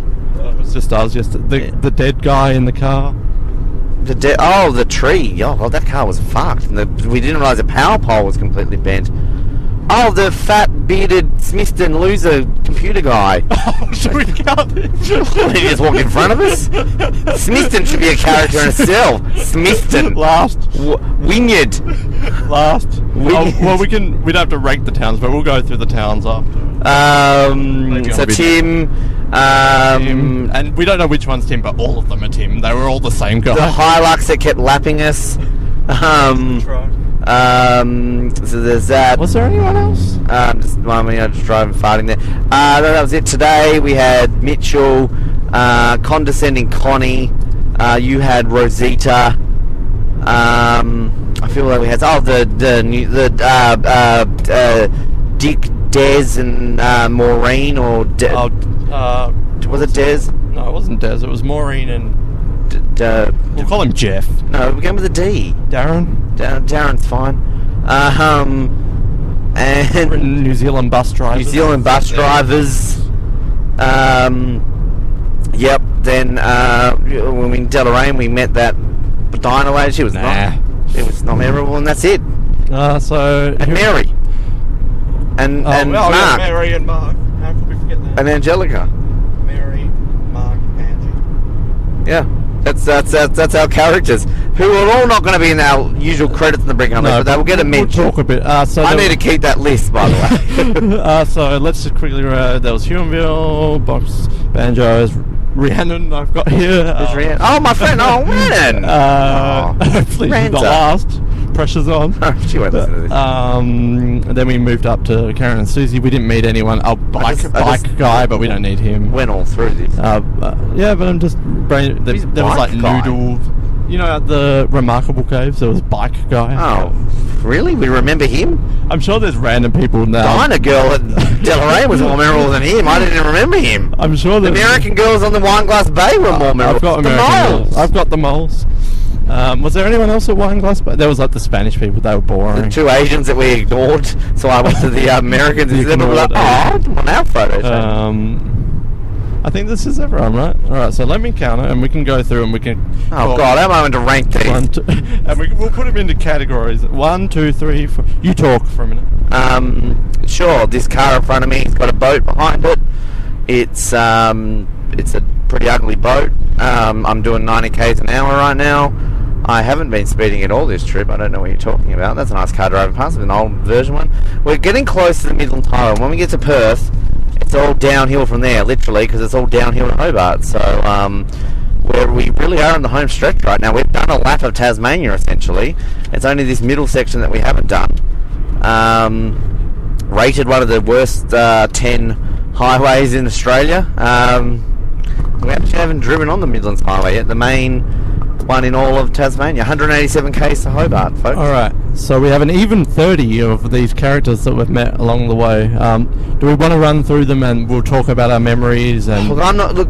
We'll just go through them because I think I'm not going to remember them in order. So, like, I mean, just when you say name someone, I'm going to say like bottom quarter, middle quarter, top quarter. Alright. Because I mean, we're just not gonna. I'm not gonna remember them. All right. So the first character that we met on this whole trip was there was the Dover delinquents standing out that scared us. We didn't want to get out of the car, but we don't need them. So first up, our first ever character that we met was Boxhead Girl. Now, I just want to quickly say before Boxhead Girl, we're officially in Longford. We're not filming it. We need to go past Cressy. Oh God. Boxhead Shoe Girl. Look, very memorable first one to kick off Look, with. she was nice. There was nothing wrong with Boxhead Shoe Girl, except she was Other than ugly. her head. Her head was shaped like a box. It was so square. And I mean, look, other than that, she seemed very friendly and welcoming. Yeah, she was good. The food that she served me was shit. I mean, the chips were okay. The lime hearts was decent. But the dim sim tasted like a face. She was very memorable though. I feel like we've mentioned Boxhead Girl, so I think she needs to be in the top third, right? Top 10. We love Boxhead Girl. Next up, Banjo's boy. Oh, bottom 10. Yeah, he's definitely Dickhead. he is in contender Basically, for the end. to go over that, I mean, Noah went in to get a coffee. Oh, the coffee machine's closed. So I can't get coffee. No. Went and got another coffee, so I'm like, oh, okay, I'm going to go get another. I'll just get a nice coffee then. So I walked across, thinking outside, the doors are open. He's like pulling in one of the chairs from the tables. The lights are still on, people are still in there. Oh, we're closing, sorry. Fuck you, you stupid asshole. He was like 14 as Go well. fuck yourself, Q and Phil, boy. Yeah, he's like the So bottom 10. Yeah, bottom definitely. 5. Yeah, he will be low. I'm sorry, you lost your chance. Next up, we have Rhiannon. She was a familiar face. Now, my friend Rhiannon, she had texted me saying, because she lives in Cygnet, I've visited her in Cygnet before, and she basically had messaged me when I had like tagged myself somewhere, and come visit, but she was at work. So we're walking through Hewville, and I hear this sort of like beep beep and somebody waving. Took me a little bit to work out who it was, and I'm like, oh, that's my friend Rhiannon. So like we kind of had the whole coffee debacle, and before you know it, this car had looped around and pulled up, and Rhiannon got out and gave me a hug, and we had a chat. So I think she's not memorable, but she was Middle nice, 10. so middle. sorry Rhiannon, I love you, I'm but breaking it into thirds at the moment. yeah. Alright, next we have regular Siri. Look, regular Siri, She's done good at 90% of the time regular Siri's been there for us. Yeah, but She's had a few moments. there are a few misses though. She's definitely had a few moments. What was it when would you like to go here? Yes. Would you like to go to the Royal Oak? That was too untested. But I mean, besides that, like, look, I'm going to put her in the middle. She's a middle. She's done a job for the most part, and I think that let's see if we can think of. Hey Siri, you've done a very good job. Thank you. I live to serve. I live to serve. There we go. She said. Siri on the brink. Alright, so next up we have Google Siri. Bitch, lower 5. She has failed us many a time. She has been terrible, Google Siri. She got me lost in Launceston. Told me there was a United in Queenstown, which ended up being a house. Told us to slide right. Slide right. Slide left in They Deloraine. just do like a whole block with Launceston. Initially, when I asked her where the diner was in Deloraine, she said it was like 3 hours away. Only to then turn around and say it was like a 2-minute drive. Yeah, So she's a bit Google confused. Siri's done as bad. She's a typical woman. She can't make her mind up. So, I mean, yeah. Where am I going? Hang on a minute. I've just got to actually Follow the truck. follow the truck. Your worst enemy. Oh. All the trucks. Shit. Bottom 10. I just think I was meant to give away one of those cars have been that. Whoops. Alright, Oh, Google buy an Siri. alpaca. Alpaca's for sale. Alright, next up, we moved up to our first accommodation, Nubina, and we have... Well, first we called her on the phone, and we talked to Karen. Yeah, Karen was good What first. do you think of Karen? Karen was... We only talked to her on the phone. We didn't meet her. We didn't. I think I saw Karen. But but we only heard Karen. But she was nice. Top 10. She was very You nice. won't make it from Huonville. Told me to watch out for critters. She was very helpful and very polite. No, Susie was the critters, wasn't she? No, so they both said the critters. Oh, that's right. They both did say the critters. Susie started off as a bit of a dick because she sort of rang us and was like, "Where are you?" It's like we already spoke to Karen. But then the next morning, Susie was great because she touched my arm. So they're both top 10. So yeah, Karen not good at communicating with Susie, but yeah, Karen was lovely, and yeah, so Susie, you want to put her in? Up? Both top 10. We Both. love Karen and Susie. Both top 10. We will leave Karen and Susie a review. All right. Next up, we have Weeder Poo. Oh, Weena Poo! How can we forget? Scone Street. Yeah. So I don't think we've mentioned her at all. Yeah, she's been a behind the scenes. Do you want to? So basically on Instagram, she followed me. hashtag Tasmania and things like that. Randomly followed Noah, liked a couple Weena of his Poo. posts. She's very attractive. Looked her up. She's fucking hot. So I Ben- followed So her. Ben's getting in on that. She followed me back. All was good. She liked a heap of my posts. So I thought, Jamie, I'm in here. I'm going to message her. I messaged her like, thanks so much for your following the thing. It's good to see you're doing this. She's like travelling around Tasmania too. So it's like, yep, great. And then she basically writes back and says, all good. So, a bit disappointing, but for looks alone, look, she's a high middle. Yeah. She's a high middle. Oh, God, this truck is coming out of nowhere. What do you know? It's turning. Wiener poo in the middle. Wiener poo in the middle. The new sitcom starring Frankie Muniz. Next up is the first and only interview. We said, oh, yeah, we're going to interview people all over Tasmania. We were just driving for most of it. But the only interviews, I think they'll make the cut, I hope. We have the old moles. We don't have all their names, but we have them on we do on video. Collectively, so basically we were at the top of Wineglass Bay. They were all there, the old moles. They're on holiday from like Sydney, Manly or something, Melbourne. They come here every year. They had T-shirts. They made it, that Tassie trip 2017. Yeah, so first they offered to take a photo of us, just the leader mole, and then they were kind of making jokes with us. So I said, oh, why don't you guys all get an old mole photo together? And that's when it started. We interviewed them, we laughed, I took photos of their butts. Took a selfie on their phone. Yeah, I took a selfie of me and Ben. Sent them a dick pic. There's a selfie of me with the old moles. Yep. So they were fun. I love the old moles. I'm an old mole fan. He's a hitchhiker. Oh, we said we wanted to pick up a hitch. Oh, don't look at him in the eye. Oh, God, no, he's like bearded Brian. Oh, he's disappointed. He stopped. He put his head down. It's not like usually people keep walking. He actually stopped looking. He's like, oh, he's got his walking stick. Bearded Brian. Bearded Brian, number one. No. Let's turn around. No, fuck Bearded Brian. He's creepy. He's got a long beard. He's David Letterman. So, old moles, they're going to be in the movie. I'm saying top 10. Yeah, top 10, definitely. Can I just also point out, we are officially on the home stretch. We are on the Midland Highway. Alright, next up we have the American Girls. Oh, top 10. Are they in the movie? No, they're not in the... So basically I was going to go and use my old mole line. Oh guys, do you want to... Didn't know they were American at first. There was these two young, attractive girls on Mount Mole.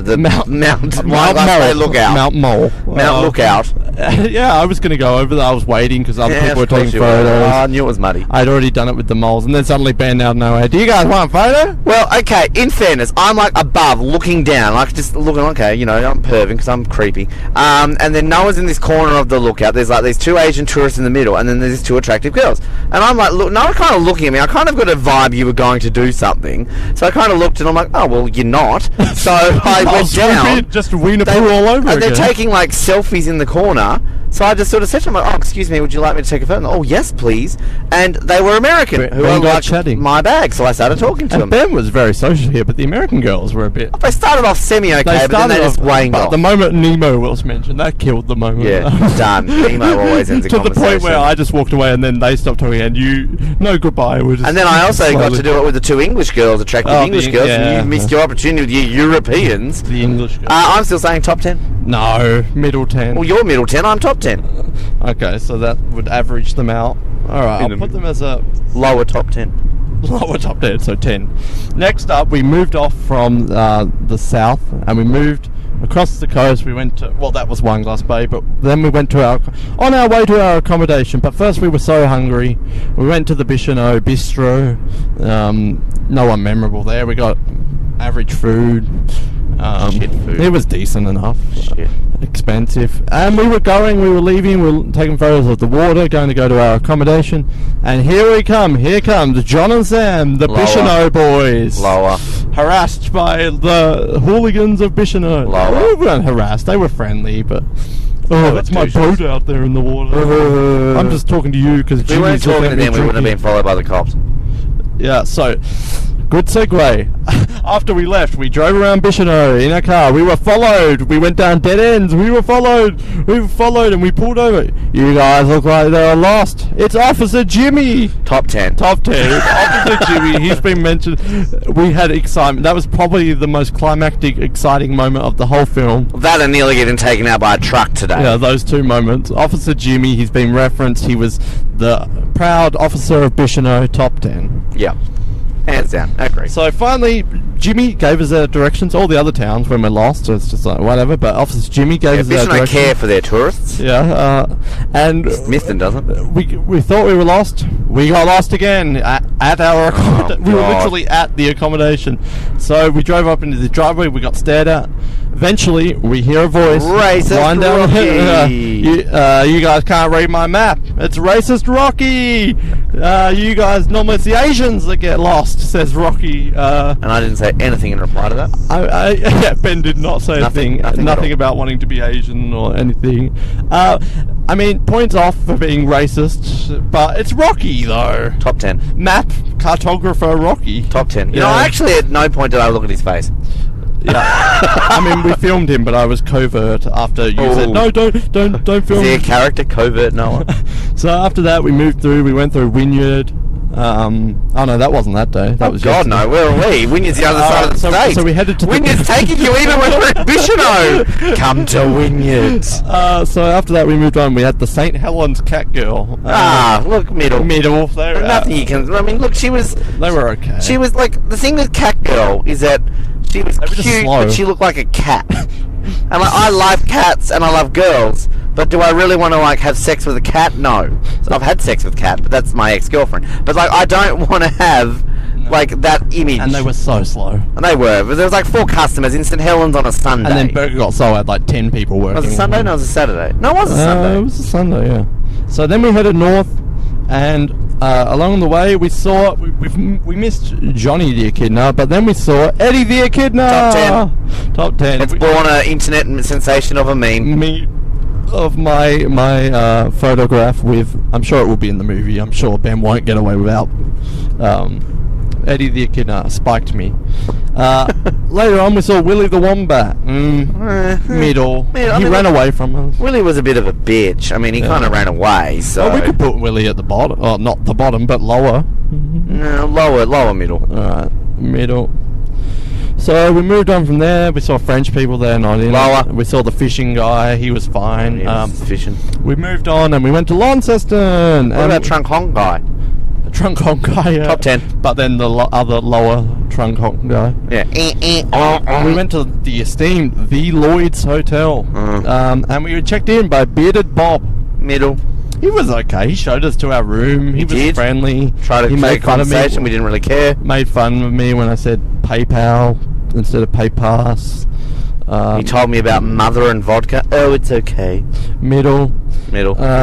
So we were having Lower. a good time. We were playing pool. Suddenly, we've talked about it before, but this guy Stinky comes Pete. up, just stares at us. He stunk. Stinky pool guy, Stinky Pete. Lower. What were you doing? He lost every game as well. I'm so good. Alright, we went out, drinks, there was the girls, they were fine. Then we went to the Irish Murphys. Bartender, Noah, can I check your ID? No ID for Ben. Dick. Lower. I mean, I've got nothing against him, but Lower. you don't like him, so let's put him down. We moved on from Launceston and we headed around Wynyard. No one there. Town of Wynyard. Lower. Oh, I didn't mention, on our way back from Launceston, how could I forget? We went through Gladstone and we met the Gladstone goat, the guard goat. That is like number 1. Yeah. Noah. Higher. Alright, we'll move through, we're nearly done. So we moved into our new accommodation in Queenstown, and we were checked in, and we called in before, we were checked in by Tim. We have no one from Smithton, not Darren the IT guy or anyone like that. Middle. Tim? Yeah, Tim. He's just Tim. Nothing bad to say about Tim. I mean, Inoffensive Tim. We don't know which one. both the Tims kind of were helpful when I needed the bathroom. Yeah, they were friendly enough. Me and the Tims made jokes about Ben. Yeah, the Tims, middle. Yeah. Also at the Empire Hotel was Jill the cleaner. Oh, middle. She took our key. Jill Yeah, the Kim was just a good day. Middle. So this is also where we talked about looking up reviews. We have Mark and Angelica.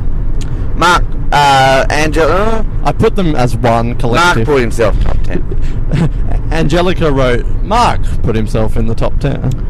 They're middle, I guess, yeah. Mary B. Lower.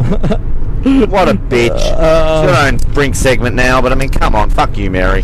So then we moved on to Cradle Mountain, and we met the New Zealand bus drivers, all of them. Oh, the girl was kind of cute. I think middle, because they were fun. There's a wombat on the side of the road. Oh, it's a lovely day there. It's a bit foggy. Does anyone want to stop at Ronnie's Creek? Oh, I do. I did say that. They're middle. I liked both of them. She was a bit bland, but on the way back, on the drive, we were stopped by Darren and Maureen. Dicks lower. Lower, who pulled us over. They literally, so we're like going on this straight road, and there's kind of like a little turn off where the bus, like a bus stop, like, you know, you turn into a bus. So he's coming along, the bus driver kind of sees him, kind of stops and sort of waved at them as if to say like, oh, would you like to get on? You know, it's like a good 2 meters away, and fucking Dick and that, they put their hands up like, yeah, you come here. So he reversed and drove into them to pick them up. And they didn't even get on. No, we don't want to. And he's like, I'll call someone in. Fucking morons. Yeah. Darren and Maureen. I never met her, but you met Connie. Oh, condescending Connie. I'm walking up these stairs. How are you? Oh, good. How are you? Oh, how are you going? Like as if to say, like, oh, you're fat. You shouldn't be walking up that. Lower, bitch. Yeah, I met Rosita on the rocks. She was fine. We'll put her in the middle. What about Mitchell? So now we have Mitchell the Dick Park Ranger, who's... we already told the story on the video. Hopefully it makes the final cut. But basically he's like... It's all about communication, Catherine, when she showed up late. Poor Catherine. What is this car doing? Can we just stop for a second and not stop the recording, but like... We've got this car who's travelled in the overtaking lane this whole way as if to get around me, and now they're slowing down while the left lane ends. Well, that was clever, overtaking Ollie. Lower 10. Like, they've just hovered in the right-hand lane to get past me, and I'm doing the speed limit. It's not like I sped up to be a douche to them. Anyway, sorry. So, Mitchell the Dick Park Ranger, who also talked to me and, oh, you're not coming out then? You didn't really see him, but... I saw him. You saw... just looking at him was enough to... Yeah, he's bearded, just what you would expect a ranger to look like. Typical ranger. And the last one is Nikita. Lovely Nikita. Nikita. She gave us a map and our tickets for... Oh, Nikita. Yeah, top Underrated 10. Nikita. Underrated. She was so friendly. Top 10. 165 k's of Hobart, folks. In training Nikita. Yeah. Alright. Can I just put a special side mention to Cara, the cute Cradle Mountain waitress, who she was very, very attractive. I didn't see her, but Ben was... she was definitely mentioning... I like her. And also to Nigel and Rose, the couple that was very surprised that I took their photo when they were at Cradle Mountain. They were taking, like, Nigel was taking one of Rose, and they kind of went to walk off, and I said, oh, excuse me, would you like me to take a picture of you? And they're like, oh, yeah, thanks, mate. It's like the nicest thing someone's ever offered them. Yeah, they were. Yeah, people in Brisbane don't offer to take other photos. So. I'm sure there's a few recurring, kind of, not recurring, but guest people who aren't ranked, but they were some nice people along the way. Alright, so we'll do the bottom 10. So... Oh God, you're really into this. Alright, so, bottom 10. Oh no, not Rihanna, sorry. So, banjos, you tell me which one's the last. We'll just wait till I've read them out. Oh, we were going this technical, aren't we? I'm just happy with bottom 10, middle and top 10. Ah, we're gonna get it. Oh, come on now. We'll do it quick. Banjos Boy, Google Siri, the Bichonneau Boys, Bartender ID, Stinky Pool Guy, Connie, or Mitchell. Who's the worst? Mary. Oh, and Mary. I think Mary, right? Mary, she's definitely the worst. Any other ones you hated a lot? Say that into the microphone so I listen. Anyone else you hated a lot? Banjos Boy? Was he that bad for 29th? Yeah, he was a dick. I hated ID Guy. He was a douche nozzle. Yeah, I mean... Banjos Boy? Yeah, Paul Stinky Pete. Oh, Stinky Pete. It was just weird, like, it's like, oh, I'm just going to stand and watch you. Why? And I'm like, are you from Launceston? Oh, I don't know. Who else? Banjos Boy. We'll put down here. Yep. My sunglasses are fogging up and I can't unfog them. It's annoying me. Right, now, he's overtaking... Oh, he goes overtaking Ollie again. They're right into the right-hand lane in this overtaking section. I'm doing 110, so they're going to get fed up with me here. They're going to overtake, they're going to speed. They are. Oh, he goes overtaking Ollie. Ready? They're going to look at me here, I bet. Ready? They're on the right-hand side. Oh, no, yeah. Look at me. Ollie. Oh, they've got a checkered flag out the window. He's probably like, who's this car driver with this thing around his head? I'm doing 110. They're doing at least 120. Who would do 120? Like, they were the dickheads who were, like, speeding over there before. This is why the Midlands Highway is dumb, because you got idiot drivers. Ben, this is maybe the most interesting podcast question ever. Oh, yeah, go for it. Who was worse, condescending Connie or Google Siri? Google Siri. I mean, she had more dick moments than condescending Connie. Dick Google Siri. Dick Google Siri. I'm gonna put Mitchell. Oh, wow. Really? We're gonna go this technical? Come on. We're nearly I'm happy done. with what we've got. We're nearly done. I'm not going through the middle of the 10. Come on, we're going to be all day. That's enough. That's fine. We've got it. Oh, well, we can't leave it like We that can now. rank them off air. We can put it online or something like that. That's fine. We're going to close this episode up now. We've been going Alright, forever. well, who's the best? The best is, The Gladstone Goat. yeah, for by far. Not even a question. And the best middle is Rhiannon. Yeah. And the Hilux. We need to close this out. Noah, thank you for your company on this episode. I mean, you're almost a co-host on this episode of The Brink. We've had a few other little snippets here and there, but I hope to make Mary's a bitch a future segment on this show. I've had a lot of fun with you in the last 5 days. We're nearly in Campbelltown. So, I mean, if, you got anything else to add, thank you. No, we met some very interesting people along our tour of Tasmania. It's been fun and exhausting, so We've done a lap. I can't wait to lapped revisit this the state. goat. We have literally lapped the state of Tasmania. And for everybody who's wanting to see all this, of course, Brink Unleashed 8, just stay tuned to our Facebook page, facebook.com/The Brink Radio Show. You can get updates. There's a few photos on there, of course. Easiest way to get these episodes, as always, subscribe to us on iTunes. Also, obviously, on Stitcher and YouTube episodes as well. You can also follow us on Twitter.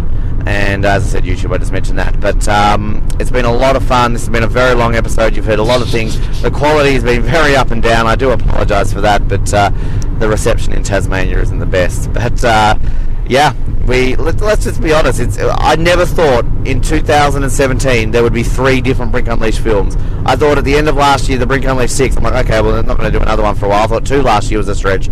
Sam comes along and is like, oh, let's do 6.5, so we did that. I'm all of a sudden overseas again, so there's number 7 and he's number 8. So fucking 9's probably going to happen in December, who knows. I can't wait for ranking the Brink Unleashed. Well, look, I could do that right now. if you You're want me to. the only one that can do it. But appreciate Noah, appreciate everybody else who joined us and listened along the way. But Noah, do you want to close out? Do you know our saying? Keep sucking those oranges, Hobart, and good night. Light it up.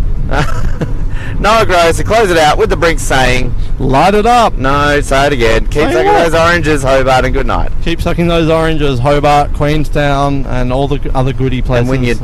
And Wynyard, you got When you go fuck your oranges. choke on the oranges. Choke on your Wynyard. oranges and die when you. Smithton too. And Good night. Good night.